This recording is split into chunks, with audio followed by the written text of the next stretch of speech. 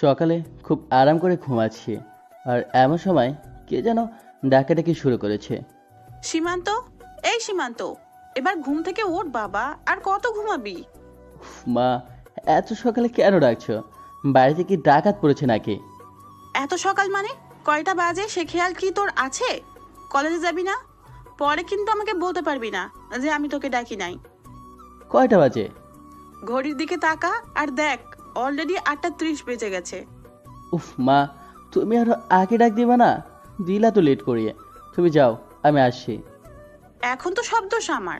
তাড়াতাড়ি আয়, তোর বাবা তোর জন্য ওয়েট করছে নাস্তার টেবিলে। ওকে মা, তুমি যাও, আমি ফ্রেশ হয়ে আসছি। আম্মু চলে গেছে, আর আমি ফ্রেশ হতে হতে আপনাদের কাছে পরিচয়টা দিয়ে ফেলি। আমি সীমান্ত, বাবা মার একমাত্র ছেলে। আর আমার একটা ছোট বোন আছে, নাম সারা। আর আমার বাবা হলেন দেশের একজন বড় ব্যবসায়ী। এখন এতটুকুই থাক, বাকিটা আপনারা পরে জানতে পারবেন। ওহ, আপনার সাথে পরিচয় দিতে দিতে আমি রেডি হয়ে গেছি। গুড মর্নিং আব্বু। Good morning. তো এত দেরি হলো কেন ঘুম থেকে উঠতে? তোমার জন্য সবাই বসে আছে নাস্তা না করে। সরি আব্বু, আসলে কাল রাতে ক্লাসে কিছু অ্যাসাইনমেন্ট করতে গিয়ে একটু রাত হয়ে যায়, তাই একটু দেরি হয়ে গেছে। It's okay. তা তোমার লেখাপড়া কেমন চলছে? খুব ভালো। ওকে, সবাই নাস্তা শুরু করো। আমরা সবাই এখন নাস্তা করছি। আম্মু, আমাকে একটা কলা দাও তো। না আম্মু, ওকে আর দিও না। দেখো, সারাদিন খেয়ে খেয়ে একটা ছোটোখাটো হাতি হয়ে গেছে। কি? আমি হাতি? আমি হাতি হলে না, তুই কি? হ্যাঁ, তুই একটা জলহস্তি। এই তোরা আবার কি শুরু করলি? এবার থাম আর চুপচাপ নাস্তা কর। দেখো না, তোমার ছেলে আমাকে হাতি বলে। আরে ও তো তোকে রাগানোর জন্য বলে, তাই কেন বুঝিস না? এবার খাবার খা। আসলে আমার খুব আদরের বোন হলো সারা। খুব ভালোবাসে ওকে। সারাও আমাকে খুব ভালোবাসে। বলতে গেলে আমাকে চোখে হারায়, কিন্তু কেন জানি ওকে রাগাতে খুব ভালো লাগে, তাই একটু একটু জ্বালে আর কি। আমার খাওয়া শেষ, আমি গেলাম। যা, তোর জন্য তোর নিধি আপু বাহিরে গাড়ি নিয়ে দাঁড়িয়ে আছে। এই রে, কাম সারছে। আবার নিধি আপু, যাকে আমি সবচেয়ে বেশি ভয় পাই, আবার তার সাথে যেতে হবে। কি রে, কি ভাবছিস? না মানে, আমি বাইক নিয়ে চলে যাই। তোমাকে না একদিন বললাম তুমি সব সময় নিধির সাথেই কলেজে যাবে, আর একদিন বাইকের কথা বললে বাইক তালা মেরে রেখে দেব। আর নিধি যা বলে সব শুনবে। এখন যাও, কতক্ষণ ধরে মেয়েটা বাইরে দাঁড়িয়ে আছে। তোর কিছু ভাল লাগে না? কিছু বললে নাকি তুমি? না আব্বু, কিছু বলিনি। আচ্ছা, যাও তাহলে। এখন নিধি আপু সম্পর্কে কিছু বলা দরকার। নিধি আপু আমার বড় চাচার একমাত্র মেয়ে, আর চাচা হলো বর্তমান মেয়র। আর তারা আপুকে অনেক আদর করে বড় করেছে। না চাইতেও সব কিছু আপুর হাতে এনে রেখে দিয়েছে। আর আপু যা চায় তা যেভাবে হোক তা নিজের করে ছাড়ে। আর আপুর একটা বড় ভাই আছে, নাম নিশাত। সেও একজন নেতা। আপুর কথা বলতে বলতে চলে এসেছি গাড়ির কাছে। এসে দেখি আপু গাড়ির সাথে হেলান দিয়ে মোবাইল টিপছে। গুড মর্নিং আপু। আপু, মারলে কেন? আমি কি করেছি? এত দেরি হলো কেন তোর আসতে? আর রাত জেগে কি করিস তুই যে সকালে ঘুম থেকে উঠতে পারিস না? রাতে অ্যাসাইনমেন্ট করছিলাম, তাই একটু দেরি হয়েছে উঠতে। অ্যাসাইনমেন্ট করস নাকি কোনো মেয়ের সাথে চ্যাটিং করস? না আপু, সত্যি বলছি। এই দেখো, অ্যাসাইনমেন্ট। অ্যাসাইনমেন্ট দেখিয়ে দিলাম, না হলে আবার মারতে পারে। কোনো বিশ্বাস নেই এই মেয়েকে। আচ্ছা, গাড়িতে উঠে বস। আর তোর মোবাইল দে আমাকে। এই নাও আপুর মোবাইল, দিয়ে দিলাম। না, আবার রেগে যাবে। আমি চুপচাপ আপুর সাথে সামনের সিটে বসে আছি, আর আপু এক হাতে গাড়ি টাইপ করছে, আর অন্য হাতে মোবাইলে কী যেন চেক করছে। আপু, এভাবে গাড়ি চালালে অ্যাক্সিডেন্ট করবে তো। চুপচাপ বসে থাক, কিচ্ছু হবে না। কি আর করার, চুপচাপ বসে আছি। কিছুক্ষণ পর আপু মোবাইলটা আমাকে দিয়ে দিল, আর বলল, কোনো মেয়ের সাথে ভুলেও কথা বলবি না, আর মোবাইলেও চ্যাটিং করবি না।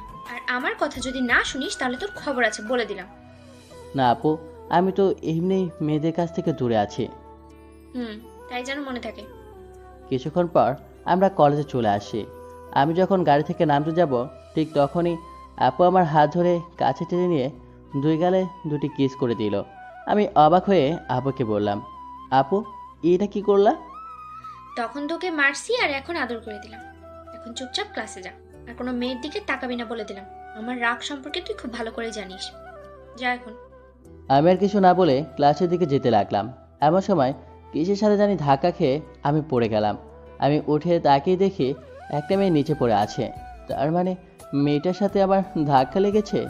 তাই আমি মেয়েটাকে হাত ধরে টেনে উঠালাম আর তার বইগুলো মাটি থেকে তুলে দিলাম। আই এম সরি, আসলে আমি দেখতে পাইনি। সরি বলতে হবে না, আমিও আপনাকে দেখিনি। আমি যখন মেয়েটার সাথে কথা বলছিলাম তখন পেছনে তাকিয়ে দেখি নিধি আপু এদিকে আসে। আর আপুর চোখ মুখ একদম রাগে লাল হয়েছিল।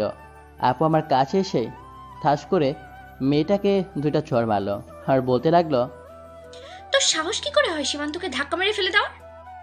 আমি ইচ্ছা করে নাকি ধাক্কা মারিনি, বিশ্বাস করুন। তোকে যদি কোনোদিন ওর আশেপাশে দেখি তাহলে তোর কি অবস্থা করবো তা কিন্তু তুই কল্পনাও করতে পারবি না। এখন চুপচাপ চলে যা। আপুর এ কথা শুনে মেয়েটা মাথা নিচু করে চলে গেল। আর মেয়েটাকে দেখে মনে হয় নতুন, কারণ আগে কখনো কলেজে দেখিনি। এবার আপু আমাকে বলল, মেয়ে মানুষ দেখলেই তোর খালি কথা বলতে মন চায় না? চল আমার সাথে, আজকে তোকে মজা দেখাবো। এই কথা বলে আপু আমাকে হাত ধরে টানতে টানতে একটা খালি ক্লাসরুমে নিয়ে গেল আর ভেতর থেকে দরজা লক করে দিল। আর আমাকে বলল, এখন বল, ওই মেয়ের সাথে কেন কথা বললি? কথা বলিনি তো, আমি তো জাস্ট সরি বললাম ওনাকে, আর কিছু বলিনি। সরি বলার সময় কি এত হেসে হেসে সরি বলতে হয় নাকি? আর সরি বলতে এত সময় লাগে? তুই কি আমাকে শেখাস? আপু বিশ্বাস করো, আমি শুধু সরি বলেছি। শুনে রাখ, তোকে আমি আগেও বলেছি আর এখনো বলছি, তোকে যাতে কোনো মেয়ের সাথে না দেখি। যদি আবার দেখি তাহলে আমার চেয়ে খারাপ আর কেউ হবে না, বলে দিলাম। এখন তুই ক্লাসে গিয়ে বসে থাক আর কোনো মেয়ের দিকে তাকাবি না। আর টিফিন টাইমে ক্যান্টিনে আসবি, আমি অপেক্ষা করব। ঠিক আছে বলে ওইখান থেকে চলে আসলাম। আর হ্যাঁ, আপনাদের বলতে ভুলে গেছি, নিধি আপু এবার অনার্স দ্বিতীয় বর্ষে পড়ে ইংরেজি মাধ্যমে। আর আপু দেখতে অসম্ভব সুন্দর। কলেজে আর ভার্সিটির সব ছেলেরা আপুর জন্য পাগল, কিন্তু কেউ কিছু বলতে সাহসই পায় না। দু একজন সাহস করে বলেছিল, তাদের অবস্থা আপু এত খারাপ করেছিল যে এরপর থেকে আর কেউ তার ধারের কাছেও আসে না, যতটুকু সম্ভব দূরে থাকে। আর অন্যান্য কলেজ ভার্সিটিতে নেতাগিরি করে ছেলেরা, আর আমাদের এখানে করে নিধি আপু, আর তাকে কি কিছু বলতেই পারে না। আমি ক্লাসে আসি আর এক এক করে ক্লাস করতে থাকি। কয়েকটা ক্লাস করার পর টিফিন পিরিয়ড চালু হয় আর আমি চুপচাপ ক্লাসে বসে আছি। আপুর কাছে যেতে ইচ্ছে করছে না, গেলেই খালি মারে আর ধমকায়, তাই মন চায় না যেতে। চুপচাপ বসে বই পড়ছিলাম। এমন সময় আমার বেস্ট ফ্রেন্ড আতিকা আমার কাছে এসে বলল, সীমান্ত, তুই এখানে বসে আছিস আর ওইদিকে নিধি আপু তোকে খুঁজছে। আমাকে বলছে তোকে বলতে তাড়াতাড়ি ক্যান্টিনে যেতে, না হলে তোর খবর আছে। যাইতেছি, তুইও চল আমার সাথে। না ভাই, তুই একাই যা, নিধি আপুকে দেখলে আমার কলিজায় পানি থাকে না। ওকে তুই থাক, আমি যাই। এই বলে চলে আসলাম ক্যান্টিনে। এসে দেখি নিধি আপু আর তার সাথে তার বান্ধবী রুহি আপু, কবিতা আপু আর বৃষ্টি আপু বসে আছে। আমি কাছে যেতেই আপু বলল, কিরে, তোর আসতে এত দেরি হলো কেন? কখন থেকে বসে আছি? না মানে একটু বই পড়তেছিলাম, তাই মনে ছিল না। আচ্ছা, এখন বস। আর কি খাবে অর্ডার কর। আপু আমার না তেমন খিদা নেই, আমি কিছু খাবো না। আমি এই কথা বলতেই আপু আমার দিকে চোখ গরম করে তাকালো। আমি তোকে খাবার অর্ডার করতে বলেছি, বেশি কথা বলবি না, বলে দিলাম। আচ্ছা আপনি অর্ডার করুন, আপনি যা বলবেন তাই খাবো। এই তো, গুড বয়। তারপর আপু বেশ কিছু খাবার অর্ডার করলো। আমি চুপচাপ খেতে লাগলাম। মাঝে মাঝে খেয়াল করে দেখি আপু খাওয়া বাদ দিয়ে আমার দিকে তাকিয়ে থাকে, আর আমি তাকাতেই মুচকি হেসে চোখটা নামিয়ে নেয়। আমি অল্প কিছু খেয়ে সেখান থেকে চলে আসি। আর আসার সময় আপু বলে ছুটি হলে যেন আমি তার জন্য দাঁড়িয়ে থাকি, একসাথে বাসা যাবে। অন্যদিকে নিধি আর ওর বান্ধবীরা ক্যান্টিনে বসে গল্প করছিল। এমন সময় নিধির ফ্রেন্ড বৃষ্টি বলে ওঠে, নিধি, তোকে একটা কথা বলি। বল। তার জন্য কি আবার অনুমতি নিতে হবে নাকি? তোর চাচাতো ভাইটা না খুব কিউট, আর ওর চোখগুলো তো আরো সুন্দর। মানে তুই কি বলতে চাস? সোজাসুজি বল তো, এত নাটক না করে। নিধি, আমি মনে হয় সীমান্তর প্রেমে পড়ে গেছি। কি? নিধি প্লিজ দোস্ত, কিছু একটা ব্যবস্থা করে দে। আমি জানি ও আমার 2 বছরের জুনিয়র, কিন্তু কি করব, আগে থেকে ওকে আমার ভালো লাগতো, তাই আজকে তোকে বলে দিলাম। একটা ব্যবস্থা করে দে। ও তো তোর চাচাতো ভাই। এই কথা শোনার সাথে সাথে নিধি বসা থেকে দাঁড়িয়ে যায় আর রাগে মাথা আগুনের মতো গরম হয়ে যায়। আর নিধি বৃষ্টিকে বলে, বৃষ্টি, এবার তুই থাম। যা বলার বলছস, আর কিছু বলবি না। আজকের পর যদি আমি তোর মুখ থেকে সীমান্তের নামও শুনি, তাহলে আমি ভুলে যাব তুই আমার ফ্রেন্ড। আর তোকে যাতে কোনো দিন সীমান্তের আশেপাশেও না দেখি। যদি দেখি তাহলে আমি কি করব তা আমি নিজেও জানি না। এই কথা বলে নিধি সেখান থেকে চলে যায়। আর বৃষ্টি সহ সবাই ওখানে বোকার মতো দাঁড়িয়ে থাকে। নিধি অনেক রাগী, সবাই জানে, কিন্তু সীমান্তর কথা বলতে এতটা রেগে যাবে কেউ ভাবেনি। কলেজ ছুটির পর আমি আপুর কাছে এসে দাঁড়িয়ে আছি। এমন সময় দেখলাম আপু আসতেছে, কিন্তু আজ আপু চেহারাটা কেমন যেন গম্ভীর, মনে হয় কোনো কিছু নিয়ে খুব চিন্তায় আছে। আর তারপর আপু আমার কাছে এসে যা বলল। সীমান্ত, তুই আর কোনো সময় বৃষ্টির সাথে কথা বলবি না, এমনকি ওর সামনে কখনো যাবি না, ওর থেকে দূরে থাকবি। কেন আপু? বৃষ্টি আপু আবার কি করলো? উনি তো খুব ভালো। এই কথা বলে মনে হয় খুব বড় ভুল করেছি। আপু দেখি রেগে গেছে। এই, কি বললি তুই? বৃষ্টি খুব ভালো? আর আমি কি তোর কাছে জানতে চাইছি যে সে কে ভালো আর নাকি খারাপ? তুই শুধু ওর সাথে মিশবি না, ব্যাস। কিন্তু কেন তা বলবে তো? কেন মিশবি না তা তোর জানা লাগবে না, আমি যা বলবো তাই শুনবি। এখন গাড়িতে বস। আমি আর কিছু বললাম না, কারণ আপু একবার যা বলবে তাই শুনতে হবে, না হলে আবার হিতে বিপরীত হতে পারে। আপু দেখছি গাড়ি চালাচ্ছে আর কি যেন ভাবছে। আমি ভয়ে কিছু জানতে চাইনি। আর কিছুক্ষণ পরই আমরা বাসায় চলে আসি। যখন আমি গাড়ি থেকে নেমেছি তখন আপু বলল, শোন, এখন বাসায় গিয়ে রেস্ট নিবি, আর কোথাও যাবি না। আর রাতে আমি কল দিলে রিসিভ করবি, না ধরলে বাসায় এসে তোর ক্লাস নিব আমি। আচ্ছা আপু, ঠিক আছে, আমি কল ধরবো। ওকে, ভিতরে যা। আমি চলে আসলাম। আর আমি যতক্ষণ না ভেতরে যাই ততক্ষণ পর্যন্ত আপু বাইরে গাড়ি নিয়ে দাঁড়িয়ে থাকে। আমি ভেতরে গেলে পরে চলে যায়। আমি বুঝি না আপু আমার প্রতি কেন এত নজরদারি করে। বাসায় আসার পর ফ্রেশ হয়ে আসলাম। আম্মু খাবার দিল, আমি খেয়ে রুমে চলে আসলাম। আর এভাবেই দিন পেরিয়ে রাত হয়ে গেল। রাতে কিছুক্ষণ পরার পর আম্মু খাবার খেতে ডাকে। নিচে গিয়ে দেখি সবাই বসে আছে টেবিলে। আমি গিয়ে সবার সাথে খাওয়া দাওয়া শুরু করলাম। তখন আব্বু বলল, সীমান্ত, আজ ক্লাস ঠিক মতো করছস? কোনো সমস্যা হয়েছে? না আব্বু, কোনো সমস্যা হয়নি। ওকে, ভাল। কোনো সমস্যা হলে আমাকে সাথে সাথে জানাবে। ঠিক আছে আব্বু। এভাবে সবার সাথে টুকটাক কথা বলে খাবার খেয়ে রুমে চলে আসলাম। এসে মোবাইলের দিকে তাকিয়ে আমার চোখ চড়ার কাছে উঠেছে, কারণ আপু আমাকে 10 বার কল দিয়েছিল। তাই আমি সাথে সাথে আপুকে কল ব্যাক করি। আর কল রিসিভ করেই ধমক দিয়ে আপু বলল, ওই, কোথায় ছিলি এতক্ষণ? আমি তোকে কয়বার কল দিছি, শুনতে পাস নাই? আপু, আমি তো খাবার খাইতেছিলাম আর ফোন রুমে ছিল, তাই কল ধরতে পারি নাই। তো মোবাইলটা সাথে নেওয়া যায় না? জানিস কত চিন্তা করছিলাম। আরে, এতে চিন্তা করার কি আছে আপু? আর তুমি আমাকে নিয়ে এত চিন্তা করে কেন আপু? কেন চিন্তা করি তুই বুঝিস না? কি বললো বুঝি না? আমি সব বুঝি। সত্যি তুই বুঝিস? বলতো, কেন এত তোকে নিয়ে চিন্তা করি? কারণ আমি তোমার ছোট ভাই, তাই তুমি এত টেনশন করো আমাকে নিয়ে। কুত্তা, তুই ঘুরে ডুম বুঝোস। আর শোন, কালকে আমি ভার্সিটি যাব না। আর তুই কিন্তু বৃষ্টির সাথে কথা বলবি না। যদি বলিস তাহলে কিন্তু খারাপ কিছু হয়ে যাবে, আমি বলে দিলাম। আচ্ছা ঠিক আছে, বলবো না। এইভাবে কিছুক্ষণ আপুর সাথে কথা বলে ফোন রেখে দিলাম। আর কিছুক্ষণ পড়াশোনা করে ঘুমিয়ে পড়লাম। সকালে আমার ছোট বোন সারা আমাকে ঘুম থেকে ডেকে দিল। তারপর আমি ফ্রেশ হয়ে নাস্তা করে বাইক নিয়ে চলে গেলাম কলেজে। আপু না গেলে আমি বাইক নিয়েই কলেজে যাই, আর আপু গেলে আপুর সাথে গাড়ি যেতে হয়। কলেজে গিয়ে 2টি ক্লাস করে আমি আর রাতিক মাঠের এক কোণায় বসেছিলাম। এমন সময় কোথা থেকে যেন বৃষ্টি আপু আমার কাছে আসলো। তার সাথে আরও 2জন মেয়ে ছিল। বৃষ্টি আপু আমাকে বলল, সীমান্ত, এখানে কি করো? কিছু করি না আপু, বসে আছি। কিছু বলবেন? তোমার সাথে আমার কিছু কথা আছে, একটু চলো তো আমার সাথে। আপু, একা আসবো? এক আসলে ভালো হয়। ঠিক আছে, চলেন। আপুর সাথে আসলাম, কারণ আমি যদি এখন না করি তাহলে আপু কষ্ট পাবে। কারণ আপুর সাথে আরও 2জন মেয়ে ছিল। বৃষ্টি আপু আমাকে নিয়ে আমাদের কলেজের পাশের বাগানে নিয়ে গেল আর আমাকে বলল, সীমান্ত, তোমাকে আমি কিছু বলতে চাই। বলেন, কি বলবেন? তোমার নিধি আপু তোমাকে কিছু বলে নাই? না, আমাকে কিছু বলে না আপু। আসলে আমি তোমাকে এখন যা বলবো জানি না তুমি কি মনে করবে, তবুও বলতে হবে, না হলে আমি আর থাকতে পারবো না।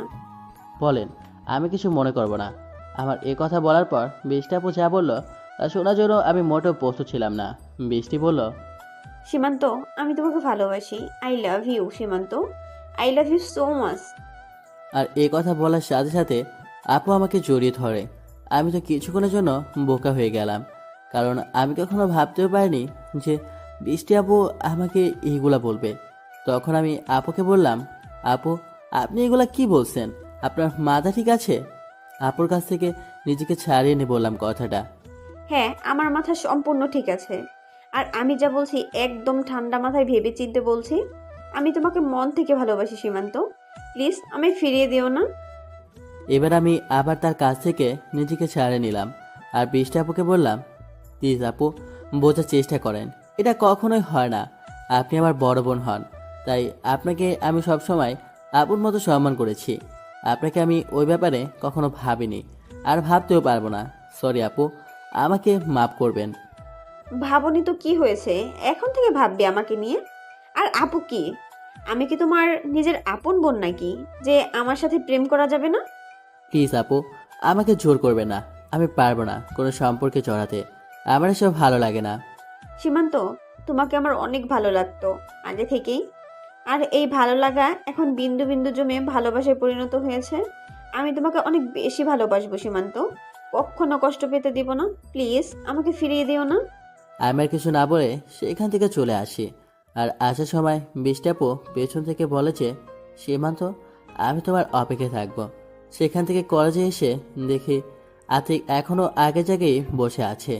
আর আমি যাওয়ার পর আমাকে বলে, কিরে বেটা, কোথায় গিয়েছিলি বৃষ্টি আপুর সাথে? কোথায় আবার যাব, এই তো সামনে গিয়েছিলাম। তো আপু জানি তোকে কি বলবে বলে নিয়ে গেল, তা কি বললো? আর তোর মুখ এমন দেখাচ্ছে কেন? কোথায় কেমন দেখাচ্ছে? আমি তো ঠিকই আছি। আপু কি বললো তা বল। আরে তেমন কিছু বলি নাই।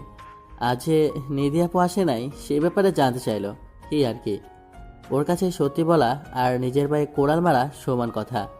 সারা কলেজে কোনো টেলিভিশন ছাড়াই সরাসরি সম্প্রচার করে দিবে বেটায়, তাই সত্যিটা না বলাই ভালো। এটা তো আমার সামনেই বলতে পারতো, দূরে নিয়ে যাওয়া লাগে নাকি? আরে বুঝিস না, মেয়ে মানুষ এমনি সবার সামনে সব কথা বলে না। আচ্ছা চল যাই। হ্যাঁ চল যাই। আমি রাতে ক্লাসে চলে আসলাম, কারণ আর কিছুক্ষণ ওখানে থাকলে আতিক হাজারটা প্রশ্ন করত। তার থেকে ভালো চলে আসা, তাই চলে আসলাম।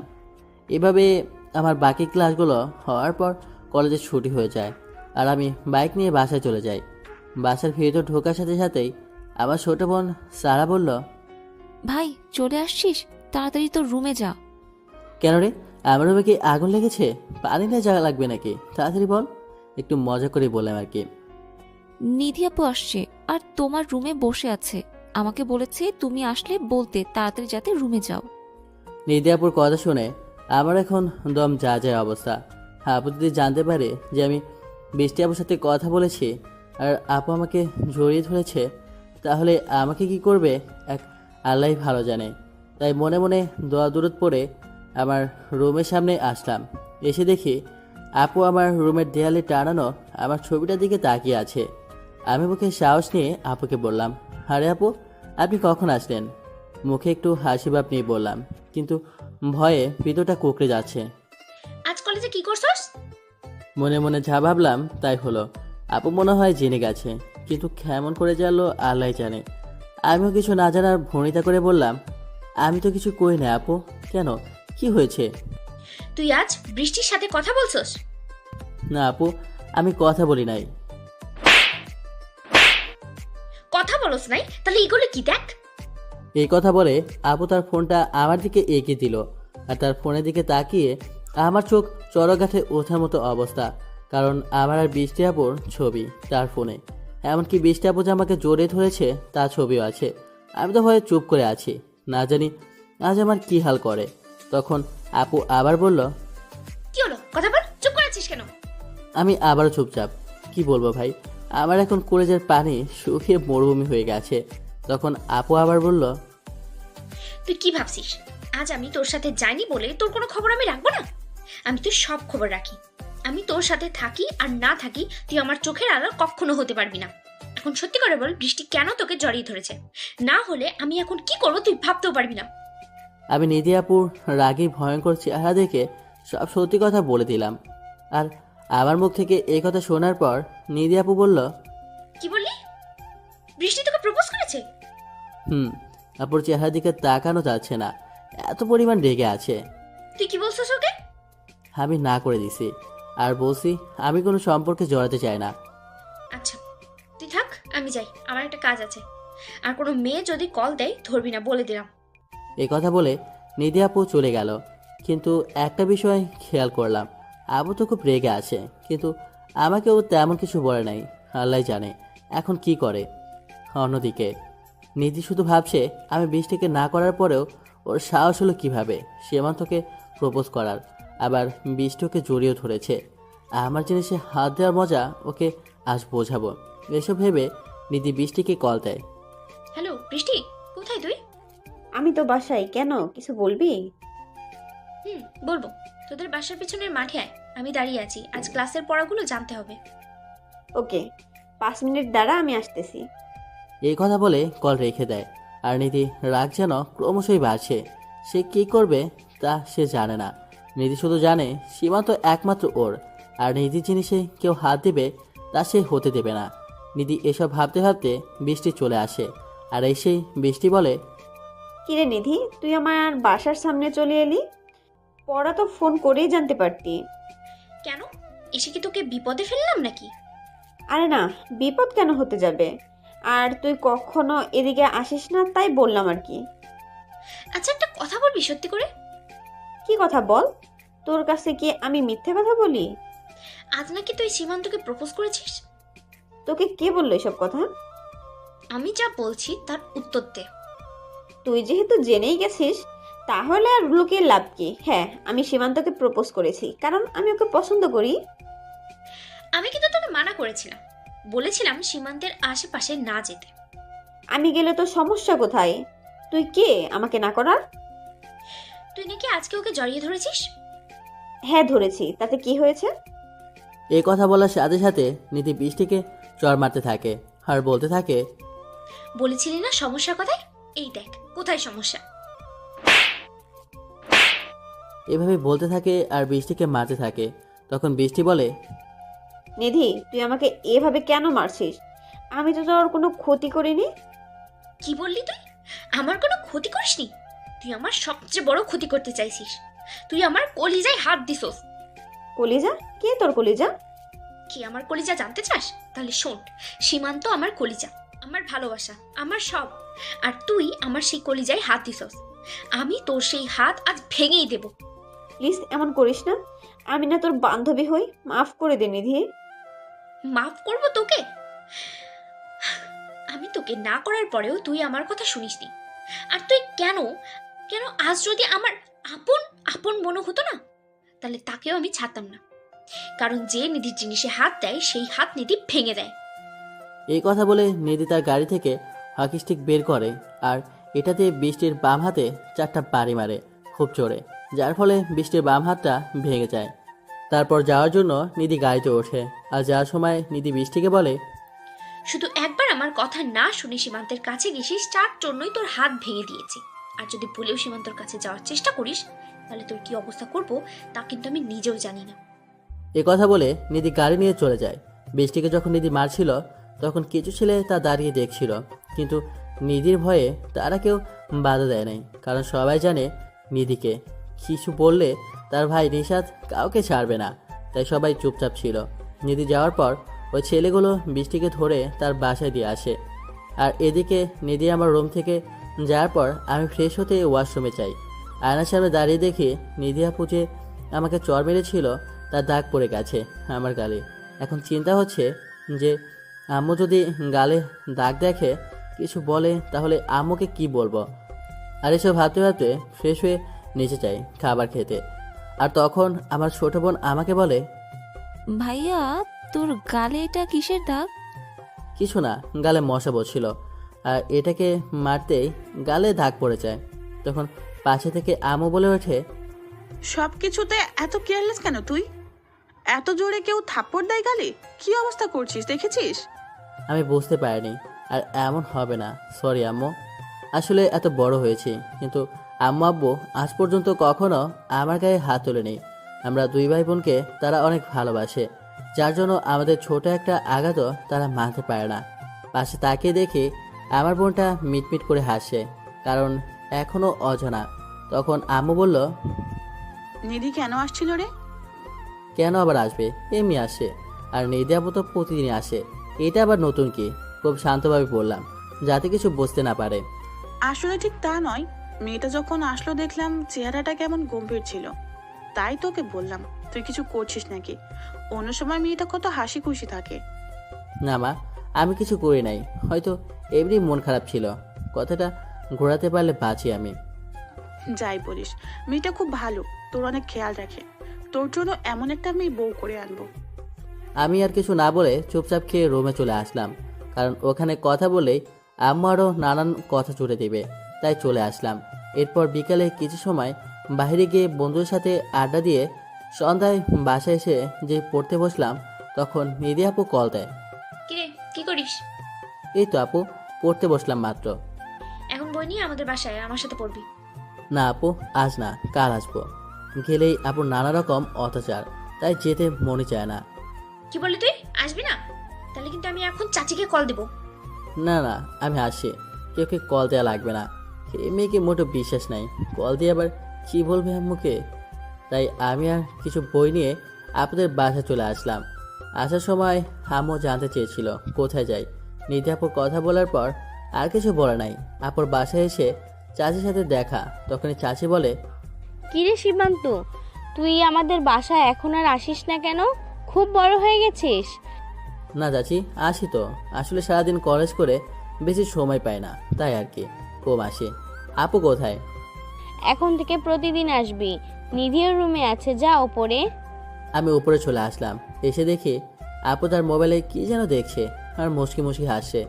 আপুর এই মুচকি হাসিটা অনেক সুন্দর, যা বলে বোঝাতে পারবো না।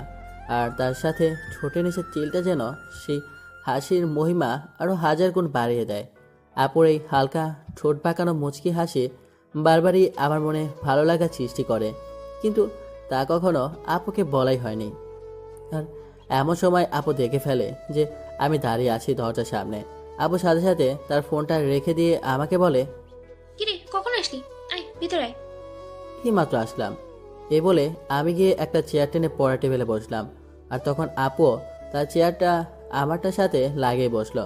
তখন আপু বলল, কি খাবি বল? কিছু খাবো না এখন, কিছুক্ষণ পরে চলে যাব।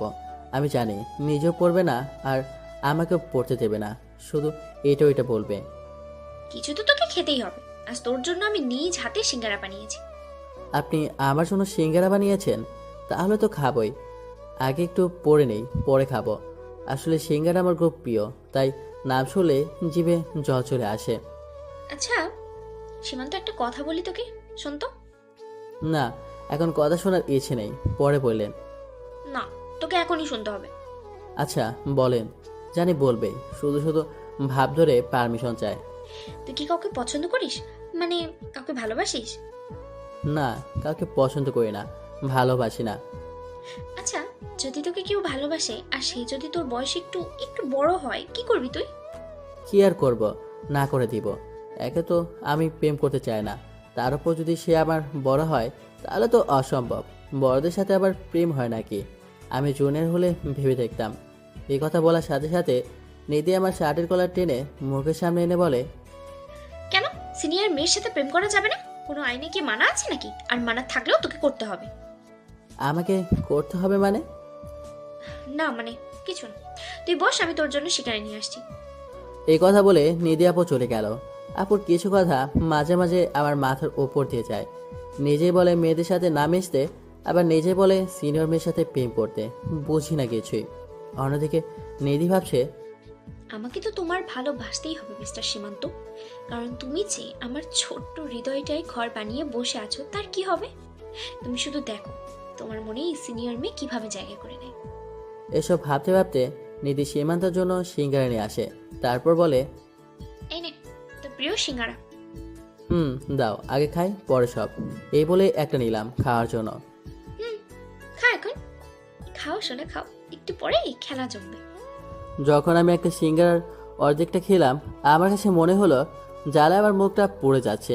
আমি তখন পানি খুঁজতেছিলাম, কিন্তু কোথাও পানি নাই। তাই যখন আমি পানি বলে চিৎকার করতে যাব, ঠিক তখনই নিধি আপু আমার দোগালে হাত দিয়ে টেনে ধরে আমার ঠোঁটে তার ঠোঁট মিলিয়ে দেয়। ওই মুহূর্তে আমার কি করা উচিত ছিল আমার জানা ছিল না, আর আমিও নিধিকে কোনো রকম বাধা দিইনি, কারণ আমি ঝাল একদমই সহ্য করতে পারি না। আর আমার কাছে তখন ঝালটা কম লাগছে, আর আমার কাছে তখন ঝালটা কম লাগতে শুরু করলো। আর নিধি আমাকে প্রায় 5 মিনিট পর ছেড়ে দেয়। যখন নিধি আপু আমাকে ছেড়ে দেয় আর আমার ঝালটা কমে যায়, তখন আমার মনে হয় এতক্ষণ কি হয়েছিল। আর এসব ভেবে আমি লজ্জায় নিধির দিকে তাকাতে পারছিলাম না। তাই আমি কিছু না বলে তার রুম থেকে বের হয়ে বাসায় চলে আসি। আর বাসায় আসতেই আমার বোন আমাকে বলে, ভাইয়া, তোর ঠোঁটে লিপস্টিক কোথা থেকে আসলো? তুই কি লিপস্টিক দেওয়া শুরু করলি নাকি? কোথায় লিপস্টিক দেখলি? তুই মজা করিস আমার সাথে? এটা বলে হাত দিয়ে মুছে নিলাম, যাতে ভালো করে বুঝতে না পারে। এই তো, এখন তুই মুছে দিলে হাত দিয়ে। আরে না, আমি আসার সময় একটা কালার আইসক্রিম খেয়েছিলাম, মনে হয় ওইটাই লেগে আছে। ভাইয়া, আমার কাছে মনে হয় ডাল মে কুছ কালা হে। আমিও কিছু না বলে রুমে চলে আসি, আর মাথায় শুধু ওই ব্যাপারটাই বারবার আসে। কি থেকে কি হয়ে গেল? আমি এখন কিভাবে আপুর সামনে যাব? কিন্তু একটা ব্যাপার বুঝলাম না, আপু কেন এমনটা করলো আমার সাথে? তাহলে আপু কি আমাকে ভালোবাসে নাকি অন্য কিছু বিষয়? না, আর মাথায় আসে না। রাতে আম্মু খাবার খেতে ডাকলো, কিন্তু আমি না করে দিই, কারণ যে জিনিস খেয়েছি ওটাই এখনো মুখে লেগে আছে। সত্যি বলতে আমারও ভালোই লেগেছিল। তখন জীবনের প্রথম কোনো মেয়ের ঠোঁটে ছোঁয়া, অনুভূতিটা ভাষায় প্রকাশ করার মতো না। আর এসব ভাবতে ভাবতে রাতটা কখন পার হয়ে যায় বলতেও পারবো না, যার জন্য খুব ভালো একটা ঘুমও হয় নাই। সকালে ঘুম থেকে উঠে ফ্রেশ হয়ে নাস্তা করে কলেজে চলে যাই। আজ আর আপুর জন্য আমি দাঁড়িয়ে থাকিনি, একটু আগেই কলেজে চলে আসি। অন্যদিকে নিধি মনে মনে অনেক খুশি, কারণ তার মনের মানুষকে একটু হলেও আপন করে নিতে পেরেছে। আর এখন যে সে আরও পাগল হয়ে গেছে সীমান্তকে কাছে পেতে, আপন করে পেতে সারা জীবনের জন্য।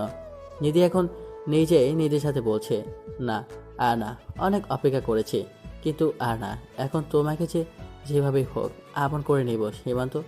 কিন্তু তুই একটা মাথা মোটা আস্ত একটা গাধা, তোকে আমি এত ভালোবাসি, কিন্তু তুই একটু বুঝিস না।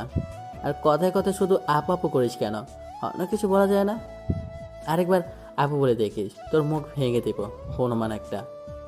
নিধি যখন নিজে নিজে এসব কথা বলছিল, তখন নিধির মা এসে শুনে ফেলে। আর তখন তিনি বলেন, কিরে মা, কাকে তুই মুখ ভেঙে দিবি? আর কাকে বা হনুমান আরো কত কিছু বলে গালগাল দিচ্ছিস? নিধি তখন তার মাকে দেখে চমকে যায়, আর সাথে সাথে তার মাকে জড়িয়ে ধরে তার পাশে বসিয়ে মায়ের কোলে মাথা রেখে শুয়ে পড়ে। আর তার মাকে বলে, আচ্ছা একটা গাধা, ওটাকেই গালি দিচ্ছি। তা গাধাটাকে আমাকে বলা যাবে না? তুমি আমার দুনিয়ার বেস্ট মা, তোমার কাছে বলবো না তো কার কাছে বলবো? তাহলে বল, আমিও একটু শুনি। আচ্ছা মা, আমি যদি কাউকে পছন্দ করি তাহলে কি তোমরা তাকে মেনে নেবে? কেন মেনে নিব না? অবশ্যই মেনে নিব, কারণ তুই সুখে থাকলে আমরা খুশি। আর ছেলেটা যদি আমার একটু ছোট হয় তাহলে তোমাদের কোনো সমস্যা হবে? আমাদের কোনো সমস্যা হবে না, জীবনটা তোর, আর তুই সবচেয়ে ভালো বুঝিস কিভাবে তুই ভালো থাকবি আর কার সাথে সুখী থাকবি। যদি তোরা একে অপরকে পছন্দ করিস বা ভালোবাসিস, তাহলে বয়সটা কোনো বিষয় না, তোর যা ভালো লাগে কর, আমরা তোর পাশে আছি। নিধি তখন খুশিতে তার মাকে জড়িয়ে ধরে কেঁদে দেয় আর বলতে থাকে, আমি জানতাম তোমরা আমার কথা কখনো ফেলবে না, তোমরা হলে পৃথিবীর সবচেয়ে ভালো বাবা মা। হয়েছে পাগল মেয়ে, তার জন্য কি এখন কাঁদতে হবে নাকি? আর এখন বল, কনসার্ট জুনিয়র ছেলে যে আমার পরীর মতো মেয়ের মন চুরি করেছে, একদিন বাসায় নিয়ে আয়, আমরাও দেখি। এখন না, পরে আমি নিয়ে আসবো। আর কয়েকটা দিন অপেক্ষা করে দেখবে তোমাদের জামাইকে তোমাদের সামনে এনে দাঁড় করাবো। আচ্ছা, নিয়ে আসিস। আজ তুই ভার্সিটিতে যাবি না? না, আজকে যাব না। আচ্ছা, নিচে আয়, খেয়ে যা। এই কথা বলে নিধির মা চলে যায়। আর নিধি তো খুশিতে বাঁচে না। সে যাকে ভালোবাসে তার পরিবার তাকে মেনে নেবে। আর এদিকে আমি কলেজে এসে বন্ধুর সাথে আড্ডা দিয়ে ক্লাস করতে থাকি। কিন্তু আজ নিধি আপু আর বৃষ্টি আপু দুজনে কেউ আসে নাই। বৃষ্টি আপু তো বললো আমার জন্য অপেক্ষা করবে, আর একদিন পরেই তার কোনো খবর নাই। এভাবে ক্লাস শেষ করে বাসায় যাই। বাসায় এসে খাওয়া দাওয়া আর সবার সাথে গল্প করে দিনটা পার করে দিলাম। কিন্তু মজার ব্যাপার হলো আজ নীতি একবারও আমাকে কল দিল না। অন্যদিন হলে একসাথে কলেজে যাই, আবার বাসে আসে, রাতে কল দেয়, কিন্তু আজ তার কিছুই করো না। বেশ অবাক লাগলো বিষয়টা। পরের দিনও আপু আমার বাসায় আসার আগেই আমি একাই কলেজে চলে যাই। আর আমি কলেজে আসতেই দেখি বৃষ্টি আপু মাঠের এক কোণে দাঁড়িয়ে আছে, আর তার হাতে ব্যান্ডেজ করা। আর ঠিক তখন বৃষ্টি আমাকে দেখে ফেলে, আর কাছে এসে বৃষ্টি বলল, সীমান্ত, তুমি আমার সাথে এত বড় মিথ্যা কেন বললে? আমি আপনার সাথে কি মিথ্যা বললাম? ওই দিন তুমি বললে কেন যে তুমি কোনোদিন প্রেম করবে না, তোমার কারো সাথে কোনো সম্পর্ক নাই? এখানে মিথ্যার কি হলো? যা সত্যি আমি তো তাই বললাম। আমার কোনো সম্পর্ক নাই, আর কোনো সম্পর্কে জড়াবো না। মিথ্যে কথা। তোমার আর নিধির মাঝে সম্পর্ক আছে। আমি তো বৃষ্টির কথা শুনে মনে হয় আকাশ থেকে পড়লাম। মেয়ে বলে কি আমার নাকি সম্পর্ক আছে, তাও আবার ওই কোনটি নিধির সাথে। তখন আমি বললাম, কী সব আবল তাবল বলছেন আপনি? মাথা ঠিক আছে আপনার? আমার কেন নিধি আপুর সাথে সম্পর্ক থাকবে? উনি আমার আপু হয়, এর বেশি আর কিছুই না। আপনাকে সব কি বলেছে? আমি কোনো আবল তাবল বলছি না সীমান্ত, যা বলছি ঠিক বলছি। নিধি আমার কাছে নিজে বলেছে তোমাদের সম্পর্কের কথা। তুমি নাকি নিধির কলিজা, আর তার জন্য দেখো আমার কি অবস্থা করেছে নিধি। আমি যেন অবাকের পর অবাক হচ্ছি বৃষ্টির কথা শুনে। নিধি আপু আর আমার মাঝে সম্পর্ক আছে, কিন্তু আমি নিজে জানি না। আর নিধি আপু নিজে বলেছে এই কথা, কিন্তু এসব কিভাবে সম্ভব? আপু তো কোনোদিনও আমাকে বলে নাই যে আমাকে ভালোবাসে। আমি এসব ভাবছিলাম। তখন বৃষ্টি আবার বলল, আর শুধু তোমার জন্য আমার এত বড় ক্ষতি হলো। তুমি যদি আমাকে বলতে তোমাদের মাঝে সম্পর্ক আছে, তাহলে কি আমি তোমাকে এসব বলতাম? আর শুধু তোমার জন্য নিধি আমার এমন অবস্থা করেছে। আমার জন্য করেছে মানে? আর কি করেছে নিধি আপু আপনাকে? তুমি দেখতে পারছো না কি করেছে? ওই দিন যে আমি তোমাকে প্রপোজ করেছিলাম আর জড়িয়ে ধরেছিলাম, এটা নিধি জেনে যায়। আর সে আমাকে বাসার থেকে বের করে মাঠে নিয়ে সবার সামনে আমাকে মারে, এমনকি আমার হাতটা পর্যন্ত ভেঙে দেয়। কি, নিধি আপু আপনাকে এইভাবে মেরেছে? এখন নিজের কাছেই খারাপ লাগছে। হ্যাঁ, নিধি আমাকে মেরেছে। আরও বলেছে আমাকে আবার তোমার পাশে দেখে তাহলে নাকি তার চাইতে বেশি খারাপ কিছু করবে। এখন আমার কাছে সত্যি খারাপ লাগছে বেশি কথা শুনে, আর সাথে রাগও হচ্ছে অনেক নিধি আপুর ওপর। মানুষ এতটা ভয়ঙ্কর কিভাবে হতে পারে? একটা মেয়ে হয়ে আর একটা মেয়েকে এভাবে কেউ মারতে পারে নাকি?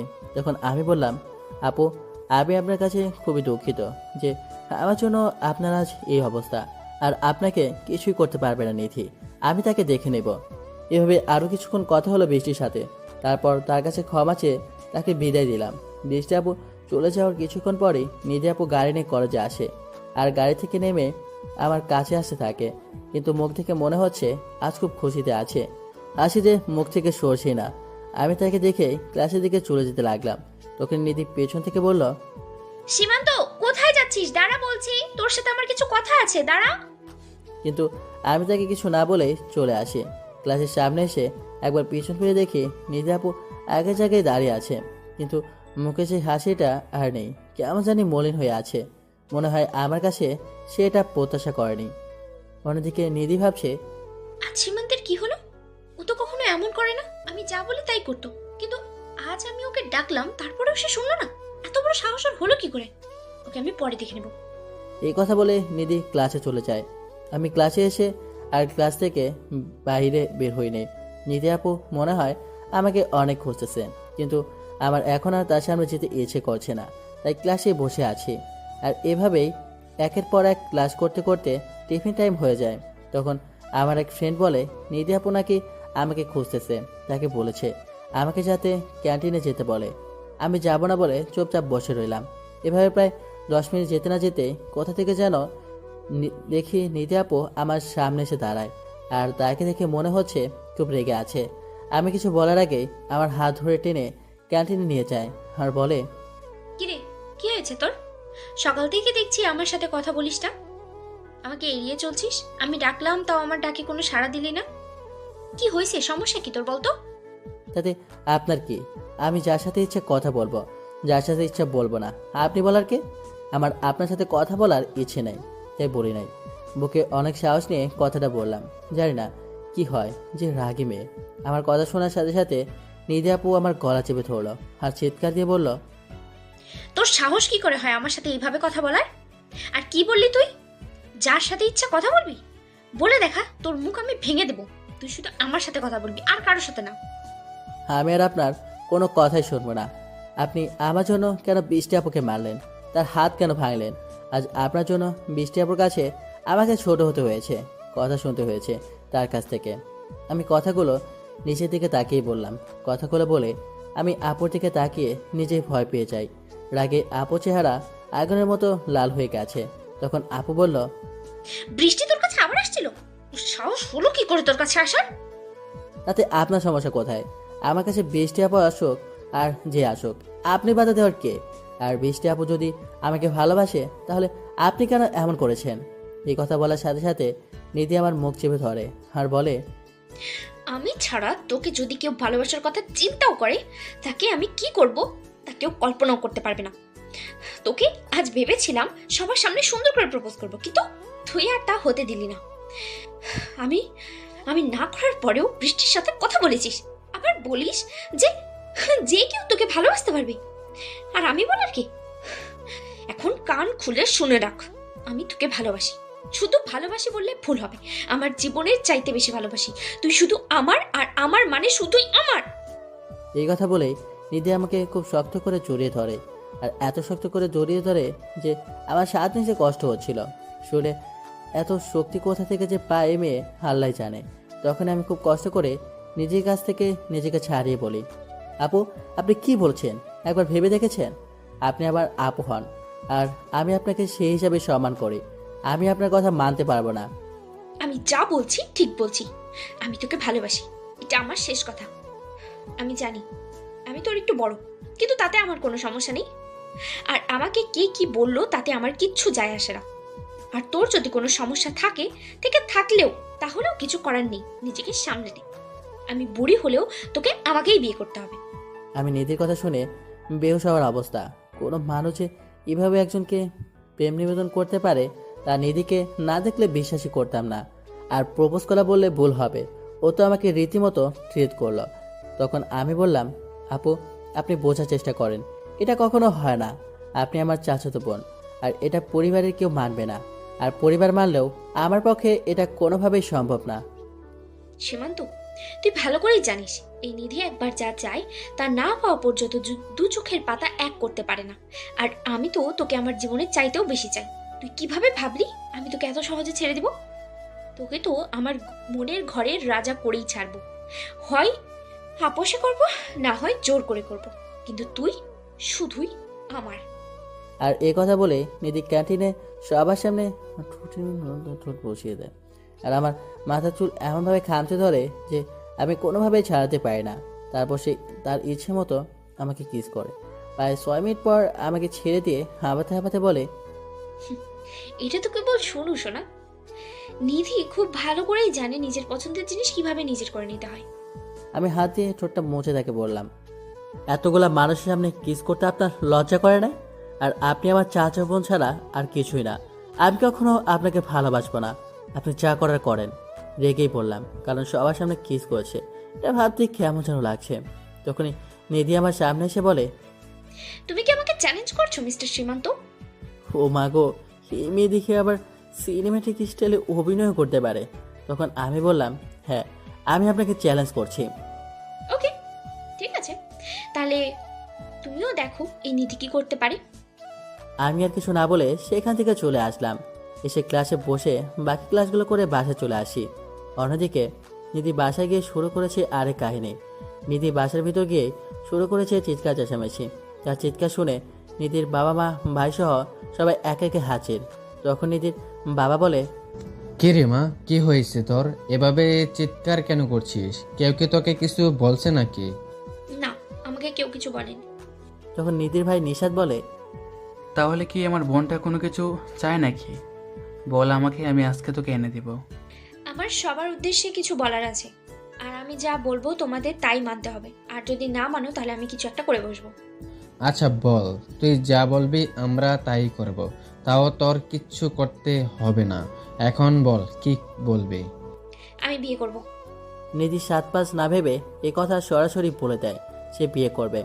আর নিধির মুখে এমন কথা শুনে পরিবারের সবাই প্রথমে কিছুটা অবাক হয়ে যায়, পরে নিজেদের সামনে নিয়ে বলে, বিয়ে করবি মানে কি? বিয়ে করব মানে বিয়ে করব, আর কোনো মানে নেই। এখন তোমরা বলো বিয়ে দিবে কিনা। ঠিক আছে দেব, বিয়ে করবি এটাই তো খুশির খবর। আমি কাল থেকে পাত্র দেখা শুরু করব। আমি কি তোমাকে বলেছি পাত্র দেখতে? বিয়ে করলে পাত্র দেখা লাগবে না? না, লাগবে না। পাত্র আমি পছন্দ করেছি, আর তাকেই আমি বিয়ে করব। মেয়ের কথা শুনে সবাই একদম বোকা হয়ে যায়। পাত্র নাকি মেয়ে নিজেই ঠিক করেছে। তখন নিধির বাবা বলে, আচ্ছা পাত্র নিজেই ঠিক করেছিস, ভালো কথা। এখন বল পাত্র কি করে, পাত্রের বাবার নাম কি, পাত্রের নাম কি? আমরা বিয়ের প্রস্তাব পাঠাই। পাত্রকে তোমরা সবাই খুব ভালো করেই চেনো। নিধির কথা শুনে নিধির ভাই বলে, আমরা পাত্রকে চিনি মানে? কে সে, নাম বল। আর নিধি যা বলল তা শুনে সবার মাথা ঘুরে যাওয়ার অবস্থা। কারণ নিধি বলল, পাত্রের নাম হচ্ছে সীমান্ত। আমি সীমান্তকে বিয়ে করতে চাই। নিধির কথা শুনে নিধির বাবা দাঁড়ানো থেকে চুপ করে সোফায় বসে পড়ে। কারণ তিনি জানতেন যে তার মেয়ে এমন কিছু বলবে যাতে একটু শক লাগে। কিন্তু মেয়ের মুখে সীমান্ত নামটা শুনে মনে হয় শকটা এত জোরে লাগে যে তিনি কথাই বলতে পারছেন না। তখন নিধির ভাই বলে, নিধি, তুই সব কি বলছিস বোন? তোর কি মাথা ঠিক আছে? হ্যাঁ, আমার মাথা একদম ঠিক আছে। কেন, কি হয়েছে? নিধি এমন নরমভাবে বলল যেন এটা তার কাছে কোনো বিষয়ই না। তুই সীমান্তকে বিয়ে করবি মানে? তুই কি ভুলে গেছিস ও আমাদের চাচাতো ভাই হয়? না, ভুলি নাই। আর চাচাতো ভাই হয়েছে তো কি হয়েছে? চাচাতো ভাই বোনের মাঝে বিয়ে হয়েই থাকে, এটা খুব স্বাভাবিক ব্যাপার। নিধির কথা তারা যত শুনছে তত বেশি অবাক হচ্ছে। ওর ভিতরে ডর ভয় কোনো কিছুই কাজ করছে না। যা মুখে আসছে অকপটে বলে যাচ্ছে নিধি। আসলে নিধি ছোট থেকেই এরকম, কাউকে ভয় পায় না। তখন নিশাদ বলে, কিন্তু সীমান্ত তোর থেকে ছোট, তুই কিভাবে ওকে বিয়ে করবি? আর সমাজের মানুষ কি বলবে? আমাদের একটা মান সম্মানের ব্যাপার আছে না? আমি এত কিছু জানি না। আমি সীমান্তকেই বিয়ে করব। আর সমাজের মানুষের কথায় আমার কিচ্ছু যায় আসে না। আর আমার সুখের থেকে কি তোমাদের কাছে মান সম্মানটাই বড় হয়ে গেল? নিধি একদম মলিন মুখ করে কথাটা বলল। নিধির বাবা মা শুধু চুপচাপ মেয়ের মুখের দিকে তাকিয়ে কথাগুলো শুনছিল। তখন নিশাদ আবার বলে, না, আমাদের কাছে তুই সবার আগে, তারপর সমাজ। তোর সুখ মানে আমরা সুখী। কিন্তু সীমান্ত কি রাজি হবে? কেন রাজি হবে না? 100বার রাজি হবে। আমি আর সীমান্ত একে অপরকে ভালোবাসি। কি? তোরা একে অপরকে ভালোবাসিস? কবে থেকে এগুলো করছিস তোরা? কখনো তো তোদের দেখে মনে হয়নি তোরা দুজন দুজনকে ভালোবাসিস। হ্যাঁ, আমরা একে অপরকে ভালোবাসি অনেক আগে থেকেই। আর আমরা কি তোমাদের দেখিয়ে দেখিয়ে প্রেম করবো নাকি? নিধির কথা শুনে নিশাদ চুপ হয়ে গেল আর মনে মনে বলল, এমন বোন আর দুই একটা থাকলে বাইদের কপালে ডুকটুকি বাঁচতে সময় লাগবে না। ওর কথা শুনে মনে হয় আমিও ছোট আর ও আমার বড়। তখন নিধির বাবা বলে, মারে তুই একবার বোঝার চেষ্টা কর। আমার বোঝা শেষ। এখন তোমরা বলো আমাদের সম্পর্কে মানবে কিনা? কিন্তু কিছু বলার আগে নিধি আবার বলে, আমি কোনো কিন্তু শুনতে চাই না। এখন তোমরা বলো সীমাতের সাথে আমার বিয়ে দিবে কিনা, আর যদি না করো তাহলে কিন্তু আমি কিছু একটা করে বসবো। নিধির মা এতক্ষণ পাশ থেকে দাঁড়িয়ে সব শুনছিল। এখন তিনি বলেন, আচ্ছা শোন, তোর কিছুই করা লাগবে না। তুই যা বলবি আমরা তাই করব। তুই খুশি হলেই আমরা খুশি। এই কথা শুনে নিধি গিয়ে তার মাকে জড়িয়ে ধরে। তার মাও তার মাথায় হাত বুলিয়ে দেয়। আসলে নিধির কোনো চাওয়া তারা কখনো অপূর্ণ রাখে না। আর এটা নিয়েও তারা কোনো দ্বিমত করতো না। কারণ সীমান্তকে সবাই অনেক ভালোবাসে আর পছন্দ করে। কিন্তু সীমান্ত বয়সে নিধি থেকে একটু ছোট, তাই তারা প্রথমে রাজি হতে চাচ্ছিল না। কারণ মানুষ কি বলবে এটা ভেবে। তখন নিধির মা আবার বলে, আচ্ছা তাহলে এক কাজ কর, সীমান্তকে ফোন করে আমাদের বাসায় আসতে বল, একটু কথা বলি। এই কথা শুনে নিধি একটু চিন্তায় পড়ে যায়। কারণ সীমান্ত আসলেই নিধি ধরা পড়ে যাবে যে সীমান্ত তাকে ভালোবাসে না। তখন নিধি বলে, আরে না না, সীমান্ত এখন আসবে না। ও এখানে কেন আসবে? আসলে সমস্যা কোথায় ওর কাছেও তো জানা লাগবে। এখনো বিয়ে করবে কিনা, কারণ ও তো এখন পড়ালেখা করছে। ওর মতামত নিয়ে তারপর না হয় ওর বাবা মার সাথে আলাপ করি। ও তো আগে থেকেই রাজি। ওর লজ্জায় আর ভয়ে চাচু আর চাচির কাছে আমাদের সম্পর্কের কথা বলতে পারে নাই। আর ওর নাকি তোমাদের সামনে আসতেও লজ্জা পায়, তাই আসবে না। এখন তোমরা সরাসরি চাচুর সাথে যে বিয়ের বিষয়ে কথা বলো। নিধির কথা শুনে নিধির মা বলে, আচ্ছা তুই তো রুমে যা, আমরা এই বিষয়ে কথা বলছি, দেখি কি করা যায়। আমি যাচ্ছি, কিন্তু কথা যাতে নড়চড় না হয়, তাহলে কিন্তু খবর আছে। এই কথা বলে নিধি তার নিজ রুমে চলে যায়। আর তার পরিবারের সবাই মিলে সিদ্ধান্ত নেয় যে সীমান্তের সাথে নিধির বিয়ে দেবে, কারণ যেখানে দুজনে দুজনকে ভালোবাসে সেখানে তার পরিবার বাধা হতে চায় না। এদিকে নিধি রুমে এসে খুশিতে নাচতে থাকে যে সীমান্তকে খুব তাড়াতাড়ি তার জীবনসঙ্গী হিসেবে পেতে যাচ্ছে। আর এসব ভাবতে ভাবতে নিধি সীমান্তকে কল দেয়। এদিকে আমি কলেজ থেকে বাসায় এসে খাওয়া দাওয়া করে চুপচাপ শুয়ে আছি, কিন্তু ঘুম আসে না। এমনি বাইরেও যায়নি আড্ডা দিতে, আর ঘুম আসবে বা কেমন করে? ওই গুঁটিটা যে টেনশন দিয়ে রেখেছে, এত টেনশন দিলে কি আর ঘুম ধরে? আমি সব শুয়ে শুয়ে ভাবছিলাম, ঠিক তখনই দেখি আমার মোবাইল বাবাজি আমাকে ডাকতেছে। তাকে দেখি এ তো নিধি গুঁটির ফোন। জানি না আবার কি বলবে ফোন ধরলে, তাই প্রথমবার ধরলাম না। এরপর আরও দুবার দিল, তাই ধরলাম, কারণ এই গুঁটির বিশ্বাস নাই, রাগ উঠলে আবার আমার বাসায় এসে কিছু করে বসবে। আমি কল ধরতেই, আমার জান পাখিটা কি করে? কল রিসিভ করতে কি এত সময় লাগে? খুব আহ্লাদে সুরে কথাটা বলল, হই কি আপনার জান পাখি? এখানে কোনো জান পাখি মান পাখি নাই। তুমিই তো আমার জান পাখি, আমার কলিজার টুকরা, আমার ভালোবাসা।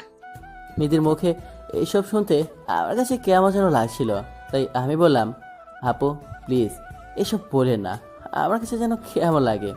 ও মা, আমি আপু বলার সাথে সাথে আগুন হয়ে গেল আর আমাকে বলল, কুত্তা, তুই আমারে আবার আপু ডাকছস? তোরে আমি না করছি না আপু ডাকতে? আর কত ভালো ভালো মুডটা দিলি নষ্ট করে। আমি কি করেছি আপু? এই রে, কাম সেরেছে, আবার বলে ফেলেছি। হারামি, তুই আমার সাথে মজা নিস? এখন যদি তোর কাছে পাইতাম না, তাহলে বুঝতে কি করতাম তোকে। কিন্তু ব্যাপার না, কালকে কলেজে যাবি না, তখন তোকে দেখবো কোন ঠোঁট গলা দিয়ে আমাকে আপু বলিস। এটা বলে টাস করে কলটা কেটে দিল। আমাকে আর কিছু বলার সুযোগই দিল না। আমার আর কি করার, চুপচাপ শুয়ে আছি, ভাবছি কালকে কি হবে। পরের দিন আমি কলেজে গেলাম। আজ একটা ইম্পর্টেন্ট ক্লাস আছে, তাই আসলাম, না হলে জীবনেও আসতাম না। আমি কলেজের ভিতর যেতে দেখি, ও মা, নিধি আপু দেখি আমার আগে কলেজে চলে এসেছে। কিন্তু এত তাড়াতাড়ি তো কখনো আসে না কলেজে, নিশ্চিত আমার জন্য আজ এত আগে এসেছে। সামনে পেলে খবর আছে, তাই আমি ওনাকে দেখেও না দেখার ভান করে চলে যাচ্ছি। অন্যদিকে নিধি আর তার ফ্রেন্ড রুহি কথা বলছিল মাঠের এক কোণায় দাঁড়িয়ে। রুহি তখন দেখে সীমান্ত নিধিকে দেখে দ্রুত চলে যাচ্ছে। তখন রুহি বলে, নিধি দেখ দেখ, সীমান্ত তোকে দেখে পালিয়ে ক্লাসে চলে যাচ্ছে। নিধি সীমান্তর নাম শুনেই পেছন ফিরে দেখে সীমান্ত চলে যাচ্ছে। তখন নিধি বলে, এই সীমান্ত, দাঁড়াও বলছি। আমাকে দেখে পালিয়ে যাওয়া হচ্ছে, তাই না? দাঁড়াও, আর এক পা সামনে যাবে না বলে দিলাম। এই রে, কাম সারছে, শেষ পর্যন্ত দেখেই ফেললো। কিন্তু এইখানে থাকা যাবে না, আগে এইখান থেকে পালাই, না হলে এমন কাজ করবে মান সম্মান আর থাকবে না। তাই আমি শোনাও না শোনার ভান ধরে চলে আসতে লাগলাম। তখন পেছন থেকে নিধি বলে, তুমি কতক্ষণ পালিয়ে থাকবে আমিও দেখ। নিধির হাত থেকে পালানো এত সহজ না। আমি পেছনে না ফিরে সোজা ক্লাসে চলে আসি। অন্যদিকে নিধির কথা শুনে রুহি অবাক হয়ে বলে, কিরে নিধি, তুই সীমান্তকে তুমি করে ডাকছিস কেন? আর এইভাবে বলছিস মনে হয় তোর বয়ফ্রেন্ড। ও শুধু আমার বয়ফ্রেন্ড না, আমার হবু স্বামীও, বুঝলি? কি বলছিস নিধি? সীমান্ত কবে থেকে তোর বয়ফ্রেন্ড হলো? ও তো তোকে আপু বলে ডাকে। আর আমি যতটুকু জানি বৃষ্টিকে পছন্দ করে। শোন, সীমান্ত শুধু আমার আর কারণ না, আর আমি সীমান্তকে কারোর হতে দিবও না। কিন্তু সীমান্ত কি তোকে মেনে নিবে? ও তো উল্টা তোকে দেখে পালাচ্ছে। রুহির হাসি দেখে নিধি রেগে যায় আর রুহিকে ধমক দিয়ে বলে, এই, তোর হাসি থামা, না হলে তোর এখন এমন খবর করে ছেড়ে দেবো না। আর কি বললি? সীমান্ত আমাকে দেখে পালায়? আমিও দেখবো ও কত পালাতে পারে। ও ওর সাথে যদি বিয়ের আগে প্রেম করতে না পারি তাহলে ওকে বিয়ে করে তারপরে প্রেম করব। আর খুব তাড়াতাড়ি আমার আর সীমান্তের বিয়ে খেতে পারবে। এই কথা বলে নিধির আগে ফুঁসতে থাকে, কারণ নিধিকে নিয়ে কেউ হাসলে তার একদম সহ্য হয় না। আর নিধির কথা শুনে রুহি চুপ হয়ে যায়, কারণ রুহি জানে নিধি একবার যা বলে তা করেই ছাড়ে। তখন রুহি বলে, সরি দোস্ত, আসলে আমি তো জানতাম না তুই সীমান্তকে এত ভালোবাসিস। আর দেখলি না সীমান্ত কিভাবে আমাদের দেখে পালালো, তাই আমার হাসি চলে আসে। আচ্ছা চল আমার সাথে। কোথায় যাব? কোথায় আবার? আমার জান পাখিটার কাছে। ওকে একটু মজা দেখাবো। চল যাই। এদিকে আমি ক্লাসে এসে বসে আছি আর বন্ধুদের সাথে গল্প করছি, কারণ বাইরে যাওয়া যাবে না। বাইরে আমার ঝুম করতেছে, গেলেই বিপদ। তা চাইতে এখানে বসে থাকা অনেক ভালো। আমি বন্ধুদের সাথে কথা বলছিলাম, এমন সময় দেখি রুহি আপু আসে আমার কাছে আর এসে আমাকে বলল, সীমান্ত, তাড়াতাড়ি আমার সাথে আয়। কেন আপু, কি হয়েছে? নিধি মাথা ঘুরে পড়ে গেছে। আমরা ওকে ওপরের খালি ক্লাসরুমে শুয়ে রাখছি, তুই আস আমার সাথে। আমি এই কথা শোনার সাথে সাথে আপুকে বললাম, কখন হলো এমন, চলেন তাড়াতাড়ি। চল। খুব অস্থির হয়ে পড়লাম। এই কথা বলে আমি আর রুহি আপু যেতে লাগলাম। রুহি আপু আমার আগে আর আমি তার পেছনে। তারপর আপু আমাকে নিয়ে দোতলা একটা রুমে নিয়ে গেল আর বলল, তুমি ভেতরে যাও, আমি গিয়ে স্যারকে ডেকে আনি। আচ্ছা তাড়াতাড়ি যান। আমি রুমের ভিতরে গিয়ে দেখি নিধি একটা টেবিলের উপর শুয়ে আছে। আর আমি আপুর কাছে যেতেই কে যেন বাইরে থেকে দরজা বন্ধ করে দিল। আমি দরজার কাছে গিয়ে দরজা ধাক্কা দিলাম খোলার জন্য, কিন্তু এ তো বাইরে থেকে বন্ধ। তখন পেছনে তাকিয়ে দেখি নিধি আমার দিকে তাকিয়ে হাসে আর আমাকে বলে, কি মিস্টার সীমান্ত, দরজা খোলে না? আপু আপনি না অসুস্থ? অসুস্থ ছিলাম, কিন্তু ডাক্তার এসে গেছে, এখন সুস্থ। কে ডাক্তার? আর কোথায় ডাক্তার? এই তো আমার সামনে দাঁড়িয়ে তুমি। আর তুমি তো আমার ডাক্তার, ভালোবাসার ডাক্তার। আপু এগুলা কি বলছেন আপনি? আর দরজা খুলতে বলুন, আমি ক্লাসে যাব, আমার ক্লাস আছে। ক্লাসে তো যাবেই তুমি, আগে আমার ক্লাসটা করে নে, তারপরে তোমার যেখানে খুশি সেখানে যাও। এই কথা বলেই নিধি আমার কাছে আসতে লাগলো আর আমি তাকে পেছাতে পেছাতে বললাম, সামনে আসবেন না বলে দিলাম, কিছু করবেন না আমার সাথে, আমি আপনাকে ভালোবাসি না। তাহলে কেন এমন করছেন? ভালোবাসা কিভাবে আদায় করতে হয় নিধিদা খুব ভালো করেই জান। আর কালকে যেন কি বলেছিলাম মনে নেই, যে আজকে তোমাকে দেখে নেব। আর সকালেও আমার কথা তুমি শোনো নাই, এর শাস্তি তোমাকে তো পেতেই হবে। এই কথা বলে নিধি একেবারে কাছে চলে আসে। এত কাছে আসার নিধির প্রতিটা নিঃশ্বাস আমার মুখে পড়ছিল, যা আমার কাছে কেমন যেন লাগছিল। তখন আমি নিধিকে বললাম, প্লিজ কিছু করবেন না, মানুষ দেখলে খারাপ ভাববে, যেতে দিন আবার, না হলে ও। আর কিছু বলতে দিল না, তার আগে আমার মুখ বন্ধ করে দিল। প্রথমে তাকে বাধা দেওয়ার চেষ্টা করলেও পরে আমার কি হলো নিজেও জানে না। একসময় আমিও তারটাকে সাড়া দিতে থাকি আর সে আমার রেসপন্স পেয়ে যেন আর পাগল হয়ে যায়। আমরা আর কতক্ষণ ছিলাম জানি না, কিন্তু নিজে যখন আমাকে ছাড়লো তখন আমার দম বন্ধ হয়ে যায় অবস্থা। আমি শ্বাস নিতে নিতে নিজের দিকে তাকিয়ে দেখি তার চোখে মুখে যেন এক তৃপ্তির হাসি ফুটে আছে। তখন আমি তাকে বললাম, এবার দরজাটা খুলতে বলুন, আমি ক্লাসে যাব। নিধি তখন রুহিকে বলল, রুহি দরজা খুলে দে, আমার কাজ শেষ। এই কথা বলতেই দেখি দরজা খুলে গেল আর তখন দিলাম এক দৌড়। আমার দৌড় দেখে নিধি হাসতে হাসতে বলে, আজ বাড়িতে যাও তুমি, তোমার জন্য একটা বড় সারপ্রাইজ অপেক্ষা করছে। কথাটা আমার পিছন থেকে বলল। আমি আর কিছু না বলে বাইরে চলে আসি। তারপর আর আমি বাইরে বেরি হই নাই, আর এভাবেই বাকি ক্লাস করে ছুটি হলে বাসায় চলে আসি। কিন্তু আমি কল্পনাও করতে পারি নাই যে আমার জন্য বাড়িতে এত বড় একটা সারপ্রাইজ অপেক্ষা করছে। আমি বাড়িতে আসতেই আমার ছোট বোন ভাইয়া হা কর, আমি তোকে মিষ্টি খাইয়ে দেই। বলে আমার মুখে একটা মিষ্টি ঢুকিয়ে দিল। আমি মিষ্টিটা খেয়ে ওকে বললাম, কিরে বাড়িতে কোনো খুশির খবর আছে নাকি যে মিষ্টি খাওয়ানো হচ্ছে? আছে, কিন্তু আমি তোমাকে বলতে পারবো না, নিষেধ আছে, আম্মু বলবে তোমাকে। কেন, তোর কি বিয়ে ঠিক হয়েছে নাকি যে তোর বলতে লজ্জা লাগে যে আম্মু এসে বলবে? আমার না, তোর বিয়ে ঠিক হয়েছে। আচ্ছা এত ভালো খবর, তাহলে তুই যা, গিয়ে রেডি হয়ে থাক, আমার বিয়েতে যাবি না? আমি জানি যে আমার বোন আমার সাথে প্রায়শই দুষ্টমি করে, এটা ওটা বলে বেড়ায়। তাই আমি ওর কথাটা কোনো মূল্য না দিয়ে আমার রুমে চলে আসলাম। তারপর ফ্রেশ হয়ে নিচে গিয়ে আম্মুকে বললাম, আম্মু খুব ক্ষুধা লেগেছে, তাড়াতাড়ি খেতে দাও। একটু অপেক্ষা কর, আমি খাবার দিচ্ছি। তারপর আম্মু আমাকে খাবার দিল, আমি খাবার খাচ্ছি। আর একটা বিষয় খেয়াল করলাম, আম্মুকে আজ একটু অন্যরকম লাগছে। কিন্তু সকালে যখন কলেজ যাই ওই সময় তো সব কিছু ঠিকই ছিল, তাহলে এখন কি হলো? তাই আমি আম্মুকে বললাম, আম্মু বাসায় কি হয়েছে? কেন, বাসায় কি কিছু হওয়ার কথা ছিল নাকি? আম্মুর কথায় কেমন যেন একটা রাগ রাগ গন্ধ পাচ্ছি। না মানে বাসায় আসে সারা আমাকে মিষ্টি খাওয়ালো। ওকে জিজ্ঞাসা করলাম মিষ্টি কেন খাওয়ালো, তখন বলল ওর নাকি বলা নিষেধ। আর এখন তুমিও জানি কেমন করে কথা বলছো, তাই বললাম আর কি, বাসায় কিছু হয়েছে নাকি? বাসায় কি হয়েছে তা তোমার আব্বু আসলে বলবে। এখন খাবার খেয়ে তোমার রুমে যাও। আমি আর কিছুই বললাম না। সবার ব্যবহার জানি কেমন লাগছে, কেউ এসে মুখে মিষ্টি গুঁজে দিচ্ছে, আবার কেউ এমনভাবে কথা বলছে যে পেট থেকে মিষ্টি বেরিয়ে আসার উপক্রম। তাই আমার কিছু না বলে চুপচাপ খেয়ে রুমে চলে আসি। একটু একটু টেনশন হচ্ছে যে বাসায় কি হলো এটা ভেবে। আবার নিজেকে এতটুকু সান্ত্বনা দিচ্ছি যে আমি তো কিছু করি নাই, তাহলে আর আমার কি হবে।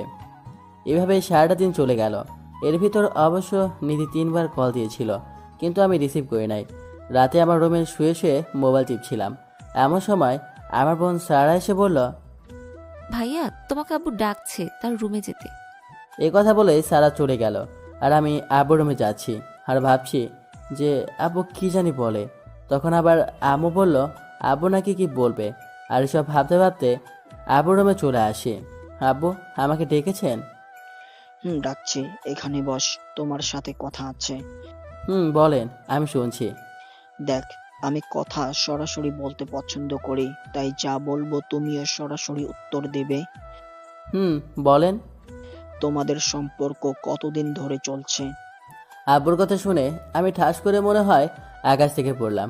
আব্বু কিসের আর কার সম্পর্কে কথা বলছো? তখন আমি বললাম, আপনি কার আর কিসের সম্পর্কের কথা বলছেন? এখন না জানার অভিনয় করো না, আমি তোমার আর নিধির সম্পর্কের কথা বলছি। এখন আমার অবস্থা যা যায়। আব্বু বলে কি আমার সম্পর্ক, তা আবার আস্থা গুন্ডি আর রংবাজ নিধির সাথে? ইম্পসিবল। তখন আমি বললাম, আব্বু সব মিথ্যা কথা, আপনাকে মনে হয় কেউ মিথ্যা বলেছে আমার নামে। নিধি আপুর সাথে আমার কোনো সম্পর্কই নাই। পাশ থেকে আমও বলে ওঠে, অন্য মানুষ কেন বলতে যাবে? নিধি নিজে বলছে তোর আর নিধির সম্পর্কের কথা। তোদের 2 বছরের রিলেশন, আর তোরা একে অপরকে নাকি অনেক ভালোবাসিস। আম্মু তোমরা বিশ্বাস করো সব মিথ্যা কথা। হয়েছে, এখন আর মিথ্যা বলতে হবে না। আমরা সব জানি তোরা একে অপরকে ভালোবাসিস, বিয়ে করতে চাস। এটা তো ভালো কথা। তুই নাকি আমাদের কাছে বলতে লজ্জা পাস, তাই বলছিস না বিয়ের কথা। তাই নিধি ওর বাবা মা আর আমাদের কাছে সব বলেছে। চুপ করে বসে আছি, মাথার ওপর দিয়ে এমনভাবে কথাগুলো যাচ্ছে যে আমি যে কোনো সময় অজ্ঞান হতে পারি। আমার চুপ থাকা দেখে আম্মু আবার বলতে শুরু করলো, আমরা কি তোকে কখনো কোনো কিছুতে না করছি নাকি কোনো কিছুতে বাধা দিচ্ছি? সব সময় তোর সিদ্ধান্তকে সাপোর্ট করছি। তাহলে তুই কিভাবে ভাবলি যে তোর লাইফের এত বড় একটা সিদ্ধান্তে আমরা বাধা দিব? কিন্তু তুই আমাদের কাছ থেকে এত বড় একটা বিষয় লুকিয়ে রাখলি। নিধি যদি না বলতো তাহলে তো আমরা জানতেই পারতাম না। তাই তোর প্রতি একটু অভিমান করেছিলাম। এইটুকু বলে আম্মু চুপ হলে তখন আব্বু বলে, আজ তোমার বড় চাচ্চু আর বড় চাচি আসছিল বিয়ের প্রস্তাব নিয়ে। আমি তাদের কাছে এসব শুনেছি। এখন আমাদের কারো এই বিয়েতে অমত নেই, কারণ আমরা আগেই চেয়েছিলাম তোমার আর নিধির বিয়ে দিতে, কিন্তু তোমার চেয়ে নিধু একটি বড়, তাই তোমাকে বলতে চাইনি। কিন্তু এখন যেহেতু তোমরাই একজন আরেকজনকে পছন্দ করো, তখন তো ভালোই হলো, আমাদেরও মনের আশা পূরণ হবে। এখন তুমি বলো কবে বিয়ের তারিখ ঠিক করব? আমার এখনও তাদের কথা শুধু কানের ভেতর দিয়ে মাথার ভিতরে ঢুকছে, আর মাথার ভিতর গিয়ে হরতাল শুরু করে দিয়েছে। আমার এখন কি বলা উচিত বা কি করা উচিত জানি না। আমি শুধু ভ্যাবলাকান্তের মতো একবার আম্মুর দিকে তাকাচ্ছি আর একবার আব্বুর দিকে তাকাচ্ছি। আমার এভাবে তাকানো দেখে আব্বু আমাকে ধমক দিয়ে বলল, কি হলো? তোমার এমন বোকার মতো এদিক ওদিক কেন তাকাচ্ছ? বলো, কবে বিয়ে করতে চাও, নাকি আমরা আগামী মাসের বিয়ের ডেট ঠিক করে ফেলবো? না, আমার মনে হয় এদের কথা শুনে আর নিজেকে ঠিক রাখতে পারলাম না। আমি শুধু বিয়ে, ডেট, তারিখ, হরতাল হরতাল হরতাল, সেন্সলেস হয়ে পড়ে গেলাম। আমি কি বললাম আমি নিজেও জানি না, কারণ এত সুন্দর মিথ্যা কথা শুনে কয়জনই বা পারে নিজেকে ঠিক রাখতে। এদিকে সীমান্তের এভাবে সেন্সলেস হয়ে পড়ে যাওয়া দেখে তার বাবা মা বোকা হয়ে যায়, কারণ বিয়ের কথা শুনে ছেলে অজ্ঞান হয়ে যাবে তারা ভাবতেই পারে নাই। তখন তারা ডাক্তারকে কল দেয় আসতে, আর তার সাথে নিধির বাসায় খবর পাঠিয়ে দেয়। অন্যদিকে সীমান্তর অজ্ঞান হওয়ার কথা শুনে নিধি পাগল হয়ে ছুটে আসে সীমান্তের বাসায়। এসে সবার কাছে জানতে চায় সীমান্তের কি হয়েছে। সারা তখন নিধির কাছে পেছনে সব ঘটনা খুলে বলে, আর এসব শুনে নিধি মনে মনে হাসে থাকে, বলে শুধু এতটুকু করলাম তাতেই অজ্ঞান, বাকিটা তো এখনো বাকি আছে। আমার যখন জ্ঞান ফিরল তখন দেখি নিধি আমার মাথার পাশে বসে আমার চুলে হাত বুলিয়ে দিচ্ছে, আর আমাকে চোখ খুলতে দেখে একটা হাসি দিয়ে বলল, আমার জান পাখিটার কি হয়েছে? বিয়ের কথা শুনে কেউ কি সেন্সলেস হয়ে যায়? হায় হায়, নিধি কিভাবে এই কথা জানলো যে আমি বিয়ের কথা শুনে অজ্ঞান হয়ে গেছি? মান সম্মান আর আমার কিছুই থাকলো না। তখন আমি বললাম, আরে রাখেন আপনার বিয়ে, আপনি কি বলেছেন চাচা চাচির কাছে? কেন? আমি আবার কি করলাম? আর কাকেই বা কি বললাম? আপনি চাচা চাচির কাছে আর আমার বাবা মার কাছে কেন বলেছেন যে আমাদের মাঝে রিলেশন আছে? আমি তো যা সত্যি তাই বললাম। সত্যি মানে? আমি কখন আপনাকে ভালোবাসলাম? সব মিথ্যে কথা। মিথ্যা কেন হবে? তুমি আমাকে ভালোবাসো আর নাই বাসো, আমি তো তোমাকে ভালোবাসি, আর এখন তোমাকে বিয়েও করব। দেখেন, আমি আপনাকে বিয়ে করতে পারবো না, এ বিয়ে আমি ভেঙে দিব। এই কথা বলার সাথে সাথে নিধি আমাকে ধাক্কা মেরে বিছানায় শুয়ে দিল, আর আমার ওপর উঠে বসে আমার গলা চেপে ধরে, তারপর বলে, তোর সাথে ভালোভাবে কথা বলাটাই না ভুল। আমি তোর সাথে ভালোভাবে কথা বললেই তুই মাথায় চড়ে বসিস। শোন, বিয়ের বিষয়ে যদি উল্টাপাল্টা কিছু বলিস তাহলে তোর খবর আছে, বলে দিলাম। দেখেছেন কত বড় ডাইনি একটা, কথায় কথায় খালি ধমক দিবে, চর দিবে, আবার নাকি আবার এই মেয়েকে বিয়ে করতে হবে। তখন আমি বললাম, আমি আপনাকে কেন বিয়ে করতে যাব? কথায় কথায় আপনাতে থাপ্পড় খাওয়ার জন্য? কিছু হলেই আমার সাথে রাগ দেখান, যখন তখন আমাকে ধমক দেন, এই হলো আপনার ভালোবাসা? আর আমার এইরকম ভালোবাসার কোনো প্রয়োজন নাই। ও মা, আমার এই কথা বলার সাথে সাথে নিধি কান্না করে দিয়ে আমাকে জড়িয়ে ধরলো, আর কান্না করতে করতে বলে, তুমি বিশ্বাস করো সীমান্ত, আমি তোমাকে অনেক ভালোবাসি। তোমাকে ছাড়া আমি বাঁচতে পারবো না। আমি জানি আমি তোমার সাথে রাগ করি, ধমক দেই, কিন্তু কিন্তু সবকিছু শুধু তোমাকে নিজের করে পাওয়ার জন্যই এমন করেছি। তুমি যাতে কোনো মেয়ের সাথে কথা বলতে না পারো বা কারোর প্রেমে পড়তে না পারো, তাই তোমাকে সবসময় চোখে চোখে রাখতাম। কারণ আমার ভয় হতো তুমি যদি অন্য কারো হয়ে যাও, অথবা আমি যদি তোমাকে হারিয়ে ফেলি, তাহলে আমি যে বেঁচে থাকতেও মরে যাব। আর তাই আমি সবসময় তোমাকে নিজের কাছেই রাখতে চাইতাম। আর আমি সব কিছু করেছি শুধুমাত্র আমার ভালোবাসাটাকে বাঁচিয়ে রাখার জন্য, কারণ ভালোবাসা ছাড়া যে বেঁচে থাকাটা যে মৃত্যুর সমান। নিধির কথা শুনে আমি পুরো স্তব্ধ হয়ে গেছি। একটা মানুষ আমাকে এতটা ভালোবাসে যে আমাকে পাওয়ার জন্য এত কিছু করেছে, আর নিধি এখনও আমাকে জড়িয়ে ধরে কান্না করছে। তখন আমি বললাম, এত ভালোবাসেন আমাকে? বলে তার মাথাটায় একটু হাত বুলিয়ে দিলাম। আমি নিধির মাথায় হাত বুলিয়ে দিতেই নিধি আমার বুক থেকে তার মাথাটা উপরে তোলে, আমার মুখের দিকে তাকিয়ে থাকলো কিছুক্ষণ, পরে আবার বলতে লাগলো, অনেক ভালোবাসি তোমাকে, আর ভালোবাসি বলেই আজ এত কিছু করলাম। সেদিন যখন বৃষ্টি তোমাকে প্রপোজ করেছে, এটা দেখে আমার কাছে কেমন লাগছিল তা তোমাকে আমি বলে বোঝাতে পারবো না। আমি তো ভয় পেয়ে গেছিলাম তুমি যদি আবার বৃষ্টির প্রেমে পড়ে যাও। তাই আমি ওই দিন বৃষ্টিকে এভাবে মেরেছি, কারণ আমি সব কিছু হারাতে রাজি, কিন্তু তোমাকে হারাতে পারবো না, কারণ তুমি শুধু আমার, আর আমি তোমার জন্য সব করতে পারি। নিধির কথা যত শুনছি তত যেন অবাক হচ্ছি, বলে কি মেয়েটা? তখন আমি বললাম, আর আমি যদি রাজি না হই তাহলে কি করবেন? নিধি কিছুটা রেগে গিয়ে বলল, এতক্ষণ আমার কথা শুনে তোমার কাছে কি মনে হয় আমি যার জন্য এত কিছু করলাম তাকে এত সহজেই ছেড়ে দেব? তোমাকে তো আমার করে নিবই, হয় আপোষে নিব, না হয় জোর করে। আর যদি তাতেও কাজ না হয়, তাহলে আগে নিজের হাতে তোমাকে খুন করব, তারপর নিজে খুন হব, তবুও তোমাকে অন্য কারোর আমি হতে দেব না। এবার ভেবে দেখো, আমাকে বিয়ে করবে নাকি আমার হাতে খুন হবে? কোনটা করবে, সিদ্ধান্ত তোমার। আরে আরে, নিধি তো সত্যি সত্যি পাগল হয়ে গেছে। আর যে মেয়ে তার ভালোবাসার মানুষকে পাওয়ার জন্য এত কিছু করতে পারে, আর যাই হোক, তার ভালোবাসা মিথ্যে হতে পারে না। তাই আমি তাকে বললাম, আচ্ছা ঠিক আছে, খুন করা লাগবে না। পুরো কথা শেষ করার আগেই, তার মানে তুমি খুশি? তুমি তুমি রাজি? রাজি, কিন্তু আমাকে কিছুদিন সময় দেওয়া লাগবে। এখন বিয়ে করতে পারবো না, কারণ আমি আপনাকে কখনো ওইভাবে দেখি নাই। তাই আমার কিছু সময় লাগবে নিজেকে ঠিক করার জন্য। আমি এ কথা বলার সাথে সাথেই নিধি আমাকে তার শরীরের সমস্ত শক্তি দিয়ে জড়িয়ে ধরেছে। মনে হয় যদি পারতো তাহলে আমার বুকের ভিতর চলে যেত। তারপর নিধি বলল, ঠিক আছে, দিলাম তোমাকে সময়, কিন্তু বেশি দিন না, কিন্তু খুব তাড়াতাড়ি আমরা বিয়ে করব, ঠিক আছে? আর এখন থেকে বিয়ের আগ পর্যন্ত আমরা চুটিয়ে প্রেম করব। আচ্ছা আপু, ঠিক আছে, এখন ছাড়ুন, কেউ দেখে ফেলবে। আমি এ কথা বলার সাথে সাথে দেখি নিধি আমার দিকে চোখ বড় বড় করে তাকিয়ে আছে। আর আমি কিছু বলার আগেই আমাকে আমার বিছানায় ফেলে দিয়েই আমার ওপর চড়ে বসলো। তখন আমি বললাম, আরে আরে, কি করছেন কি? নামুন ওপর থেকে, কেউ এসে পড়বে, তাড়াতাড়ি সরুন। আর কিছু বলার আগেই নিধি আমার ঠোঁটের উপর টসা শুরু করেছে। প্রথম দিকে ভালোই লাগছিল, কিন্তু কিছুক্ষণ পরই নিধি আমার ঠোঁট কামড়ে ধরলো। এমনভাবে কামড়তে ধরেছে যে মনে হয় এখনই ঠোঁট ছিঁড়ে ফেলবে। সরাতে গেলে আরও জোরে কামড় দেয়। আমার এমন অবস্থা এখন যায় যায়। ঠিক এমন সময় আমার ছোট বোন সারা আমার রুমে আসে।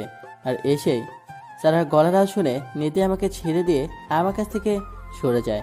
আর সারাকে বলে, কিরে, তোর আর আসার সময় হলো না, এখন কেন আসলি? আমি মাথাটা নিচে দিয়ে সব শুনছিলাম। তখন নিধি বলে, তা আমার আদরের ননদটা এখন কেন আসছে? ভাইয়া নিচে এসো, সবাই তোমার অপেক্ষা করছে। এ কথা বলে সারা চলে যায়। তখন আমি নিধিকে বলি, দেখেছেন আপনার জন্য এখন কি হলো? আমি এখন সারার সামনে কিভাবে যাব? আমার তো এখন ওর সামনে যেতেই লজ্জা লাগবে। আমার কথা শুনে নিধি একটা হাসি দিয়ে বলে, ওলে আমার লজ্জাবতী বাবুটা রে, আরেকবার যদি আমাকে আপু বলোস আর আপনি করে ডাকোস, তাহলে একটু আগে যেটা করলাম মনে আছে, সেটা কিন্তু সবার সামনে করব। তখন দেখবো তোমার লজ্জা কোথায় যায়। না না না, আর বলবো না। আপনার লজ্জা না থাকতে পারে, কিন্তু আমার তো আছে। আবার আপনি বলস তুই? সরি সরি, তুমি আর এমন হবে না। মনে থাকে যেন। এখন চল নিচে যাই, দেখি কি বলে। চলো। এই কথা বলে আমি আর নিধি আম্মুর কাছে যাই। আম্মুর কাছে আসতে আম্মু বলল, কি রে, তুই এখন অসুস্থ নাকি ডাক্তারের কাছে নেওয়া লাগবে? না আম্মু, আমি ঠিক আছি, আমার তেমন কিছু হয়নি। তা তো দেখতেই পাচ্ছি, যে ছেলে বিয়ের কথা শুনে অজ্ঞান হয়ে যায় তার আবার ঠিক থাকা। আম্মুর কথা শুনে অনেক লজ্জা লাগছিল, আর সাথে অনেক রাগও হচ্ছিল নীতির ওপর। কারণ ওই জন্যই আম্মু এখন আমায় নিয়ে মজা করছে। আর পাশে তাকে দেখে নিজেও মিটমিট করে হাসছে। তখন আমি বললাম, আম্মু প্লিজ আর বলো না, এখন কেন ডাকছো তা বলো। ঠিক আছে, বলবো না। এখন বল, তোরা কি সিদ্ধান্ত নিলি? কিসের সিদ্ধান্তের কথা বলছো আম্মু? সত্যি আমি বুঝতে পারিনি, কারণ আমি ভুলে গিয়েছিলাম আমার বিয়ের কথা। আমার এরকম খেয়ালিপনা কথা শুনে নিধি পাশ থেকে বলে ওঠে, এই তোমার কি মাথা গেছে নাকি? মা আমাদের বিয়ের কথা বলছে। কি মেয়েরে বাবা, আম্মুর সামনে কিভাবে নিজের মুখে নিজের বিয়ের কথা বলে, একটু লজ্জাও করে না। আর আমার আম্মুকে মুহূর্তে নিজের মা বানিয়ে নিল। মনে মনে বললাম। তখন আমি বললাম, আম্মু আমি এখন কোনো বিয়ে টিয়ে করতে পারবো না। ওই কি বললে তুমি? পাশ থেকে চোখ গরম করে কথাটা বলো নিধি। আমি এখানে না হলে আমার খবর আছিল এখন। না মানে আম্মু, আমি এখন বিয়েটা করতে চাচ্ছি না। আমার আরো কিছুদিন সময় লাগবে। এটা কি তোদের দুজনের সিদ্ধান্ত? পাশ থেকে নিধি, মা এটা আমাদের দুজনের সিদ্ধান্ত। আসলে ও একটু সময় চাইছে তো, তাই আমিও রাজি হয়ে গেছি। ঠিক আছে, তোরা যা ভালো মনে করিস, আমরা কিছু বলবো না। আমি তাহলে সবার সাথে কথা বলি যে বিয়ে পরে হবে। ঠিক আছে। নিধি শুনে রাখ, আজ থেকে সীমান্তের সব দায়িত্ব তোর। মা এখন থেকে তোর মানুষ তুই সামলে রাখ, আমি আর এর মাঝে নেই। ঠিক আছে মা, তুমি শুধু আমার জন্য দোয়া করো, তাহলেই হবে। তোদের জন্য তো সব সময় দোয়া করি, তা কি বলতে হবে? তোরা ভালো থাকলেই আমরা ভালো থাকি। এই কথা বলেই আম্মু চলে গেল। আর আমি শুধু ভাবছি বিয়ে হলো না, কিছুই হলো না। তার আগেই আম্মু আমাকে পর করে দিয়ে ওই ডাইনেটার হাতে তুলে দিল। এখন আমার কি হবে একমাত্র আল্লাহ ভালো বলতে পারবে। ঠিক তখনই নিধি বলল, এই যে এত মনোযোগ দিয়ে কি ভাবা হচ্ছে শুনি একটু। না কিছু না। আমি আবার কি ভাববো? জীবনটা মনে হয় এবার তেজপাতা হয়ে যাবে, মনে মনে বললাম। আম্মু কি বললো মনে আছে? আজ থেকে তোমার সব কিছুর দায়িত্ব আমার উপর। আর এখন থেকে আমি যেভাবে বলবো ঠিক সেভাবেই চলবে। যদি একটু এদিক সেদিক হয় তাহলে মোটেও ভালো হবে না বলে দিলাম। এটা আবার নতুন কি? আমার তো আগে থেকেই আপনার কথা মতো চলতে হয়। আপনার জ্বালায় কোথায় একটু শান্তি পাই? কথাটা শুনেই নিধি পুরা তেলে বেগুনে জ্বলে ওঠে। কি কি বললি তুই? আমি তোকে জ্বালাই? কোথাও শান্তি দিই না তোকে আমি, তাই না? ঠিক আছে, তোকে আমি আরো জ্বালাবো, দেবো তুই কি করতে পারিস। আর একবার যদি তুই আমাকে আপনি করে বলিস না তাহলে দেখবি আমি তোকে কি করি। মনে থাকে জানো, মনে থাকে জানো। কথা বলে নিধি হন হন করে চলে গেল। আর নিধি এখন আমাকে তুমি করে বললেও রাগ উঠলে তুই করে বলে। আমার অবশ্য খারাপ লাগে না, কারণ আমি নিধিকে আস্তে আস্তে ভালোবাসতে শুরু করেছি। বর্তমানে এভাবে চলছে আমাদের জীবন। সকালে নিধির সাথে কলেজে যাওয়া, তারপর আবার তার সাথে ফিরে আসা। কলেজে কোনো মেয়ের দিকে না তাকানো, যেটা আগে আমার উপরে হুকুম জারি ছিল, এখন আইন আরও কড়া তৈরি হয়েছে। এক কথায় আমার জীবন এখন নীতিময় হয়ে গেছে। ডানে বামে ওপরে নিচে যেদিকে তাকাই শুধু নিধি আর নিধি দেখি। কিন্তু সব থেকে বেশি উপভোগ করি নিধির ভালোবাসাটা, কারণ পাগলিটা আমাকে বড্ড ভালোবাসে, যা কয়েকদিনে বেশ ভালোভাবেই বুঝতে পেরেছি। আর আমিও আমার পাগলিটাকে অনেক ভালোবেসে ফেলেছি। আজ 3 মাস হলো নিধি আমার জীবনটা পুরোপুরি দখল করে আছে। আমার এক মুহূর্তের জন্য চোখের আড়াল করতে চায় না। আজ আমি আর নিধি একসাথে কলেজে যাচ্ছি, কিন্তু রিক্সা দিয়ে। তখন নিধি বলল, সীমান্ত, তুমি আমাকে এতটা ভালোবাসো? চেহারাটা বাচ্চাদের মতো করে পড়ল। নিধির মুখে এমন প্রশ্ন শুনে একটু অবাক হলাম বলা যায়। তাই আমি বললাম, কতটা ভালোবাসি তা তোমাকে কেমন করে বোঝাবো? ভালোবাসা কি পরিমাপ করা যায় নাকি? একটা হাসি দিয়ে বললাম। প্লিজ তবুও বলবা কতটা ভালোবাসো আমাকে? আমার খুব শুনতে ইচ্ছে করছে, বলো না প্লিজ প্লিজ প্লিজ। মাঝে মাঝে নিধির এই বাচ্চামোগুলো দেখলে খুব হাসি পায়, আবার ভালো লাগে। তখন আমি নিধিকে বললাম, তোমাকে কতটা ভালোবাসি তা হয়তো তোমাকে বলতে পারবো না, কিন্তু এতটুকু বলতে পারি, তোমার কোলে মাথা রেখে আমি আমার জীবনের শেষ সূর্যাস্তটা দেখতে চাই। জীবনে অনেকটা পথ একা হেঁটেছি, কিন্তু আজ থেকে জীবনের বাকিটা পথ তোমার সাথে হাতে হাত রেখে চলতে চাই। যখন তুমি বুড়ি হবে আর তোমার নাতি নাতিদের সাথে গল্প করবে, তখন আমি তোমার গল্প বলার কারণ হতে চাই। আর যখন আমি হারিয়ে দূরাকাশে তারা হয়ে যাব, তখন আমার যে স্মৃতিগুলা তোমার বেঁচে থাকার শক্তি হবে, আমি সেই স্মৃতিগুলার কারণ হতে চাই। তোমাকে নিয়ে আরও অনেক কথা আছে যা আমি হয়তো বলে শেষ করতে পারবো না। আর এগুলা যদি তোমার কাছে ভালোবাসা মনে হয়, তাহলে আমি তোমাকে অনেক অনেক ভালোবাসি। আমি কথাগুলো বলে দেখি নিধির 2 চোখ বেয়ে পানি পড়ছে। তখন আমি বললাম, এই তুমি কান্না করছো কেন?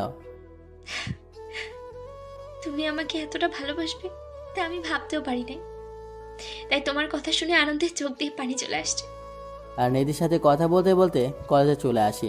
তখন আমি বললাম, হয়েছে, এখন আর কান্না করতে হবে না, কলেজে চলে এসেছি। তুমি তোমার ক্লাসে যাও আর আমি আমার ক্লাসে যাই। ঠিক আছে। আমি রিক্সা ভাড়া দিয়ে ক্লাসের দিকে যাচ্ছিলাম, এমন সময় কে জানে আমার কাঁধে হাত দিল। পেছন ফিরে দেখি আমার বন্ধু আতিক, কিন্তু কেন জানি মনে হয় ওর মন খারাপ। তাই আমি বললাম, কিরে বেটা, মন খারাপ কেন? মায়া কি তোকে আবার শেখা দিল নাকি? মায়া আতিকের গার্লফ্রেন্ড, তাই একটু মজা করে বললাম। দোস্ত, তোর সাথে আমার কথা আছে, খুব ইম্পর্টেন্ট। বল, আমি শুনছি। দোস্ত, মায়ের বিয়ে ঠিক হয়ে গেছে, আর আমি মায়াকে ছাড়া থাকতে পারবো না। কি বলিস তুই? এখন কি করবি? আমি মায়াকে বিয়ে করব, তুই যে কোনো একটা ব্যবস্থা কর প্লিজ। বলে আমার হাত ধরে কান্না করে দিল। আচ্ছা কান্না করিস না, এখন বল মায়া কোথায় আছে? মায়া ওর ক্লাসে আছে। আচ্ছা তুই থাক, আমি আসি। এই কথা বলেই আমি মায়ের ক্লাসে যাই। আর মায়া আবার ইন্টার প্রথম বছর পড়ে। আমি ক্লাসে গিয়ে দেখি মায়া মন খারাপ করে ক্লাসরুমে বসে আছে। আমি গিয়ে সোজা মায়ের হাত ধরে টেনে পাশের একটা খালি ক্লাসরুমে নিয়ে যাই। দেখি সাথে আরও 2টা মেয়ে আসে, কিন্তু তারা একটু দূরে দাঁড়িয়ে আছে। তখন আমি মায়াকে বললাম, মায়া, তুমি কি আতিককে ভালোবাসো? ভাইয়া, আমি আতিককে অনেক ভালোবাসি, ওকে ছাড়া বাঁচতে পারবো না। বিয়ে করবে আতিককে? করব, কিন্তু কিভাবে? পরিবারের লোক জানলে তো সমস্যা হবে। ওই ব্যবস্থা আমি করব, তুমি কাউকে কিছু বলবে না। আর কালকে তুমি এই ঠিকানায় চলে আসবে, বাকিটা আমি দেখব। আচ্ছা ভাইয়া, আমি সময় মতো চলে আসবো। আমি মায়া আর আতিকে সব কিছু বুঝিয়ে দিয়ে আবার কলেজ থেকে চলে আসলাম, কারণ আমাকে এখন তাদের বিয়ের ব্যবস্থা করতে হবে। অন্যদিকে লাগছে অন্য ঝামেলা। আমি যখন মায়াকে ক্লাস থেকে টেনে আনি, তখন সাথে যে 2টা মেয়ে আসছিল, তার মধ্যে একটা মেয়ে নিধিকে বলে, আচ্ছা, সীমান্ত ভাইয়া কি আপনার চাচাতো ভাই লাগে না? তা জানি তুমি কি করবে? তুমি কেন আসছো তাই বলো।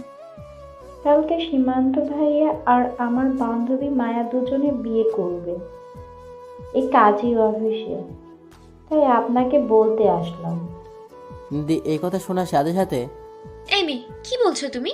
মাথা ঠিক আছে তোমার? সীমান্ত বিয়ে করবে মানে কি?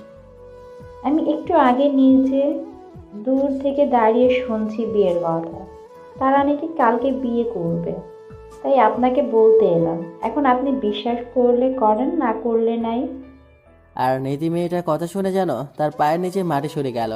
নিধি ভাবছে যে সীমান্ত তার সাথে এটা কিভাবে করতে পারলো। আর এসব ভেবে নিধির চোখ দিয়ে অঝোঝারায় পানি পড়তে লাগলো। সে আর দেরি না করে দ্রুত গেল মায়ের ক্লাসরুমে, গিয়ে ওই মেয়েটাকে বলল, তোমার ফ্রেন্ড মায়া কোথায়? আমি ক্লাসে এসে দেখি মায়া ক্লাসে নাই, মনে হয় চলে গেছে। খুব রেগে আছে নিধি, মায়াকে পেলে এখানে খুন করত। নিধি তখন আরও 2-1জনের কাছে মায়ের কথা জানতে চায়। তখন তারা বলে মায়া নাকি বাকি ক্লাস না করে চলে গেছে। নিধি তখন দেরি না করেই চলে যায় সীমান্তের ক্লাসে, গিয়ে দেখে আতিক ব্যাগ নিয়ে চলে যাচ্ছে। তখন নিধি বলল, আতিক, সীমান্ত কোথায়? তাড়াতাড়ি বলো। আপু, আমি খুব তাড়াই আছি, এখন কথা বলতে পারবো না। সীমান্ত একটু বাইরে গেছে, একটা জরুরি কাজ আছে।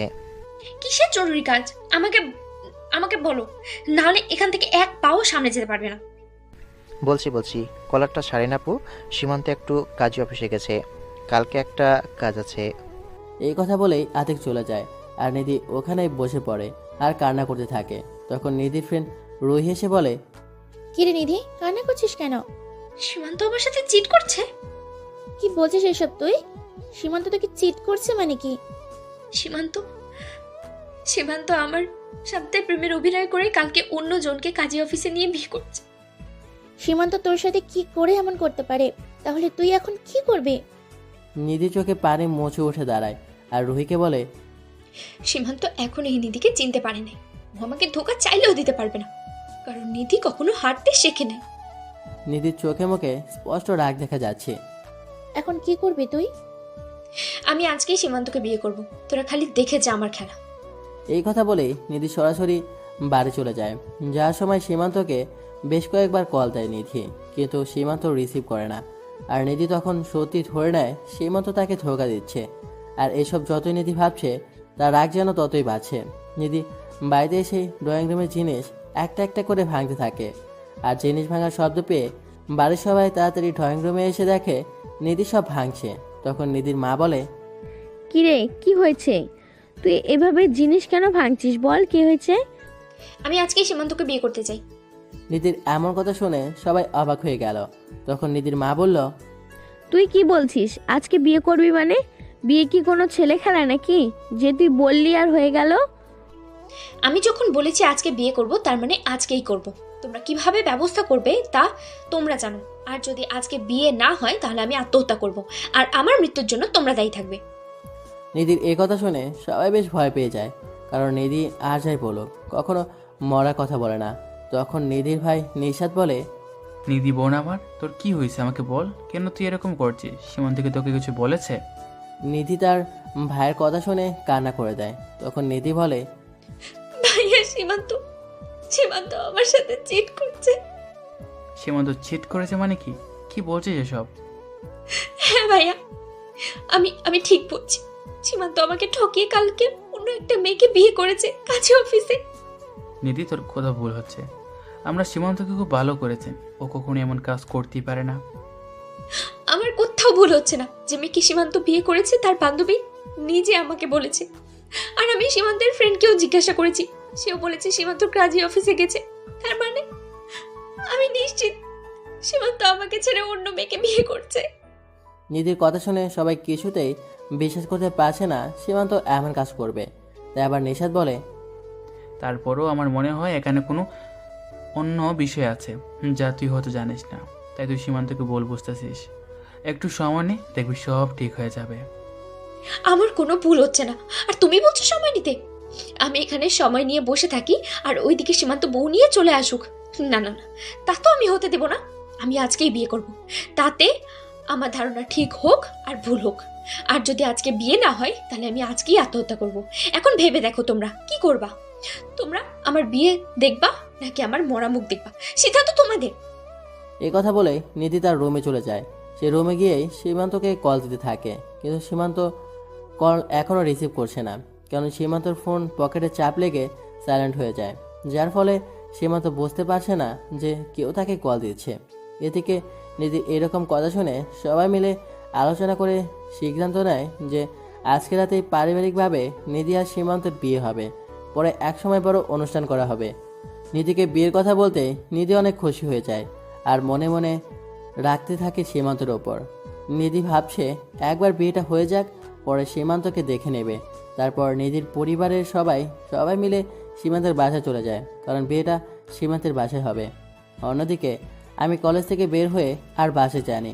সারাদিন অনেক জায়গায় ঘুরে আতিকার মায়ের বিয়ের সব ব্যবস্থা করে ফেলেছি, যাতে কালকে তাদের বিয়ে দিতে কোনো সমস্যার সম্মুখীন হতে না হয়। আর এসব করতে করতে প্রায় সন্ধ্যা হয়ে আসে।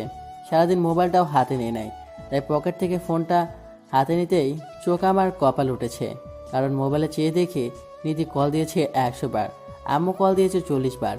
আব্বু কতবার দিছে তা নাই বললাম। আমার ফোন যে সাইলেন্ট হয়েছিল আমি বুঝতেই পারি নাই। তখন আমি আম্মুকে কল দিলাম, আর আম্মু কল ধরেই, ওই হারামজাদা, তুই কোথায় আছিস? মনে হয় খুব রেগে আছে আমার ওপর। আম্মু, আমি একটা কাজে আসছিলাম আর তার জন্য বাড়িতে আসতে পারি নাই, আর আমার ফোন সাইলেন্ট ছিল, তাই তোমাদের কল ধরতেও পারি নাই। আরে রাখ তোর কাজ, তুই যেখানেই আছিস 30 মিনিটের মধ্যে বাসায় আসবি। আচ্ছা আমি আসতেছি, কিন্তু বাসায় কি কিছু হয়েছে নাকি? তুই তাড়াতাড়ি বাসায় আয়, তাহলে নিজে দেখতে পারবি বাসায় কি হয়েছে। এই কথা বলেই আম্মু কলটা কেটে দিল, কিন্তু আমি কিছুই বুঝতে পারলাম না আম্মু এইভাবে কেন কথা বললো। আর বাসায় অনেক চিৎকার চেঁচামেচির আওয়াজ শুনছিলাম মোবাইলে। আবার নিধিকে কল দিলাম, কয়েকবার সেও কথা হলো না। মনে হয় রাগ করে আছে আমার ওপর, কারণ পাখিটাকে আর সারাদিন কল দিইনি। আর এসব কথা ভাবতে ভাবতে বাসায় চলে আসি। আমি বাসার ভেতর যেতেই আব্বু বলল, সারাদিন কোথায় ছিলে তুমি? আব্বু, একটা কাজ ছিল তাই একটু বাইরে ছিলাম। যাও তাড়াতাড়ি এগুলো পরে রেডি হয়ে আসো। বলেই আমার বাম হাতে পাঞ্জাবির পায়জামা ধরিয়ে দিল। আমি তো আব্বুর ব্যবহারে অবাক হয়ে গেছি, কারণ আব্বু কখনো আমার সাথে রাগ করে কথা বলে না। আর তার চাইতে বেশি অবাক হয়েছি বাসায় যখন নিধির পরিবারের সবাইকে দেখলাম। তখন আমি বললাম, আব্বু, এখন পাঞ্জাবি পরে কি হবে? তোমার আর নিধির বিয়ে এখন, বেশি কথা না বলে তাড়াতাড়ি এগুলো পরে রেডি হয়ে আসো, কাজী এখনই চলে আসবে। আমি আর কিছু বলার সাহস পেলাম না, কারণ আব্বু এমনিতেই রেগে আছে, কিন্তু রেগে থাকার কারণটা এখনও আমার অজানা। আর কারো কাছে কিছু জানতে চাইবো যে সে ব্যবস্থাও নাই, কারণ সবাই যে যার মতো ব্যস্ত। তাই আর কিছু না বলে চলে গেলাম আমার রুমে। কিন্তু নিধিকে আসার পর থেকে দেখলাম না, কোথায় আছে কে জানে। আমি রেডি হয়ে রুমে বসে আছি, এমন সময় আমার বোন সারা এসে বলে, ভাইয়া নিচে এসো, সবাই তোমার অপেক্ষা করছে। আসতেছি, কিন্তু এইগুলা কি হচ্ছে আমাকে একটু বলবি বোন? কি আবার হবে, তোমার বিয়ে হচ্ছে, বাকিটা বিয়ের পর জানতে পারবে। এখন নিচে এসো তাড়াতাড়ি। কি আর করা, গেলাম নিচে। গিয়ে দেখি কাদের সহ সবাই চলে আসে। নিধিকেও খুব সুন্দর করে বউ সাজানো হয়েছে, দেখতে একদম ডানা কাটা পরীর মতো লাগছে। তারপর আমাকেও নিধির পাশে বসানো হলো, কিন্তু একটা বিষয় খেয়াল করলাম, আমি নিধির দিকে 2-3 বার তাকালেও নিধি আমার দিকে সেভাবে তাকায়নি। আর নিধির চেহারা দেখে স্পষ্ট বোঝা যাচ্ছে যে নিধি কোনো বিষয়ে রেগে আছে, কারণ নিধির চেহারায় তখন রাগটা স্পষ্ট ভেসে উঠছে। কিছুক্ষণ পর কাজী আমাদের বিয়ের কাজ শুরু করলো। তখন কাজী সাহেব আমাকে কবুল বলার জন্য বলে। আমি একটু সময় নিয়ে কবুল বলে দিলাম। তখন কাজী সাহেব নিধিকে বলে কবুল বলতে, আর নিধির সাথে সাথে কবুল বলে দেয়। মনে হয় কবুল বলার জন্য কোনো কবুল প্রতিযোগিতায় উঠেছে, যে তাড়াতাড়ি বলে জিতে যাবে। তারপর আমাদের বিয়ে সম্পন্ন হয়ে গেল। আমাদের বিয়ের পরে বাইরে থেকে যারা আসছিল তারা খাওয়া দাওয়া করে চলে গেল। আর এতক্ষণ সময় আমি আর নিধি একসাথে বসেছিলাম, কিন্তু নিধি আমার সাথে কোনো কথা বলেনি। আমি ওর দিকে তাকাতে রাগে চোখে আমার দিকে তাকায়, তাই আমিও ভয়ে কিছু বলতে পারি নাই। সবাই চলে যাওয়ায় এখন শুধু আমাদের বাসায় নিধি পরিবারের লোকজন ছাড়া আর কেউ নাই। আর তখন আমার আম্মু বলে, এই তোমরা সবাই এখানে আসো, এখন সীমান্তর বিচার হবে। আমার বিচারের কথা শুনে সোফায় বসা ছিলাম, সেখান থেকে লাফ মেরে দাঁড়িয়ে গেলাম আর বললাম, আমার বিচার মানে কি করেছি আমি যে আমার বিচার করবেন? পাশে থেকে আম্মু বলল, তুই মনে হয় জানিস না তুই কি করছিস। তোমরা যদি না বলো তাহলে আমি কি করে জানবো যে আমি কি করেছি? আর আমার জানা মতে এমন কিছু আমি করি নাই যার জন্য তোমরা আমার বিচার করবা। আমার এভাবে কথা বলা দেখে আব্বু বলল, তুমি কালকে কোন মেয়েকে কাজী অফিসে নিয়ে বিয়ে করতে চাইছো? তোমার সাথে নিধির বিয়ে ঠিক হয়ে আছে, তারপরেও তুমি কিভাবে এমনটা করতে পারলা? তুমি না নিধিকে ভালোবাসো? আব্বুর কথাটা খুব রাগ দেখেই বলল। আমি তো আব্বুর কথা শুনে ঠাস করে মনে হয় আকাশ থেকে মাটিতে বললাম, আমি আবার কোন মেয়েকে বিয়ে করতে যাব? তখনই আমি বললাম, এসব মিথ্যা কথা, কে বলেছে এসব আপনাকে? মিথ্যা কথা কেন হবে? নিধি নিজে আমাদের সব বলেছে। আব্বুর কথা শুনে আমি নিধির দিকে তাকাই, দেখি নিধি কান্না করছে। তখন আমি নিধিকে বলি, নিধি তুমি এগুলো কি বলেছ? আর আমি কালকে বিয়ে করছি মানে কি? আর তুমি এই খবর কোথায় শুনলা? তুমি যাকে বিয়ে করবা তার বান্ধবী নিজে আমাকে বলেছে, আর আমি তোমার বন্ধু আতিককে জিজ্ঞাসা করেছি, সেও বলল তুমি কাজী অফিসে গেছো কি কাজ করতে। তার মানে তুমি কালকে বিয়ে করবে, এটা নিশ্চিত। আমি এখন মোটামুটি ধরতে পেরেছি ভুলটা কোথায় হয়েছে, কিন্তু শিওর হওয়ার জন্য বললাম, আমি যাকে বিয়ে করব তার নামটা কি তুমি জানো? জানলে বলো। জানি, তার নাম হলো মায়া। এবার আমার হাসি চলে আসলো, আর আমি সবার সামনে হু হু করে হাসতে লাগলাম। আর এভাবে হাসে দেখে সবাই অবাক হয়ে যায়। তখন আবু বলল, তুমি এভাবে হাসতেছো কেন? আগে আসল কারণটা বলো, নিধি যা বললো তা সত্যি নাকি মিথ্যা? সত্যি। কিন্তু কথাটা বলার আগেই আব্বু বলল, কি? তোমার এত বড় সাহস, তুমি অন্য একটা মেয়েকে বিয়ে করবে? আজকে তোমার খবর আছে। বলে আব্বু যখন আমাকে মারতে আসবে তখন আমি বললাম, আব্বু প্লিজ থামেন, আগে আমার পুরো কথাটা শোনেন, তারপর আমার বিচার করেন। বল, কিন্তু অন্যায় তোমার হলে খবর আছে আজকে। তারপর আর কি, আমি একে একে সারাদিনের সব কাহিনী খুলে বললাম। আর আমার কথা শুনে সবাই মাথা নিচু করে ফেলে। তখন নিধির মা বলল, আমি আগেই বলেছিলাম সীমান্ত এমন কাজ করতেই পারে না। শুধু শুধু নিধির কথা শুনে এত কিছু করতে হলো, আর সীমান্তকে এত কথা শুনতে হলো, সব দোষ নিধির। এই কথা শুনে নিধি ভ্যা ভ্যা করে কেটে দিয়ে বলে, আমি কি জানতাম নাকি ওই মেয়ে আমাকে মিথ্যা বলছে? আমি জানলে কি আর এমন করতাম নাকি? আমি সব করছি সীমান্তকে হারানোর ভয়ে, কারণ ও যদি কিছু করে ফেলে তাহলে আমার কি হবে? এরপর শুধু তখন আবার আম্মু নিধির মাথায় হাত বুলিয়ে বলে, না মা, তুই কোনো ভুল করিসনি, যা হবার হয়ে গেছে। এখন দুজনে মিলে জীবনটা সুন্দর করে সাজিয়ে নি। আর আমরা যেন সামনের বছর দাদা দাদি হতে পারি, মনে রাখিস কিন্তু। আম্মুর এই কথা শুনে নিধি লজ্জায় লাল হয়ে সেখান থেকে চলে যায়। আর আমি চলে যাই ছাদে। ছাদে গিয়ে ভাবতে থাকি কি থেকে কি হয়ে গেল, যেখানে আজ দিনের বেলায়ও কত সুন্দর সিঙ্গেল ছিলাম, আর রাত না হতেই হয়ে গেলাম ডাবল। ভাবছিলাম আরও কয়েকদিন সিঙ্গেল লাইফের মজা নিব, কিন্তু ডাইনিটা তার হতে দিল না। ছাদে একা দাঁড়িয়ে এসব ভাবছিলাম, তখন আমার বোন এসে বলে, কি রে ভাই, আজ রাত কি ছাদেই পার করবা নাকি? কয়টা বাজে সে খেয়াল আছে? তাড়াতাড়ি রুমে যাও, ভাবি তোমার জন্য অপেক্ষা করছে। আমি ঘড়ির দিকে তাকিয়ে দেখে 12:30 বাজে, তাই রুমের দিকে যেতে লাগলাম। আর ভাবছি নিধিকে একটু মজা দেখাবো, তাই বুকে সাহস নিয়ে ঢুকলাম রুমে। রুমে ঢুকে দেখি পুরো রুম ফুল দিয়ে সাজানো, আর খাটের মাঝে বসে আছে নিধি। আর আমাকে দেখে নেমে এসে সালাম করলো আর বলল, উজু করে আসো, একসাথে নামাজ পড়ে নি। তারপর আমি অজু করে এসে দুজনে একসাথে নামাজ পড়ে নিলাম। আর নামাজ পড়ে আমি খাটে বসতে নিধি আমাকে জড়িয়ে ধরে আর বলে, প্লিজ আমাকে ক্ষমা করে দাও, আমি বুঝতে পারিনি। ঠিক আছে, দিলাম ক্ষমা করে। তাহলে এখন আমাকে আদর করো, আমার না খুব আদর আদর পাচ্ছে। আমি এখন কিছুই করতে পারবো না, সরো, আমি ঘুমাবো। নিচে আম্মু কি বললো ভুলে গেছো? আদর না করলে তাদের কথা কেমনে রাখবে? আমি কিছু জানি না, তুমি কিভাবে তাদের কথা রাখবে, আমি কিছু করতে পারবো না। আমার কথা শোনার সাথে সাথে নিধি রেগে যায় আর আমাকে বিছানায় ফেলে দিয়ে আমার উপর শুয়ে পড়ে আর বলে, ঠিক আছে, তোমার কিচ্ছু করতে হবে না, যা করার আমি করছি। আজকে আর কোনো বাধা মানবো না, সব কিছু নিজেই করে নেব। আরে আরে কি করছো? আমাকে কিছু বলতে না দিয়ে নিধি বলল, চুপ, একদম চুপ।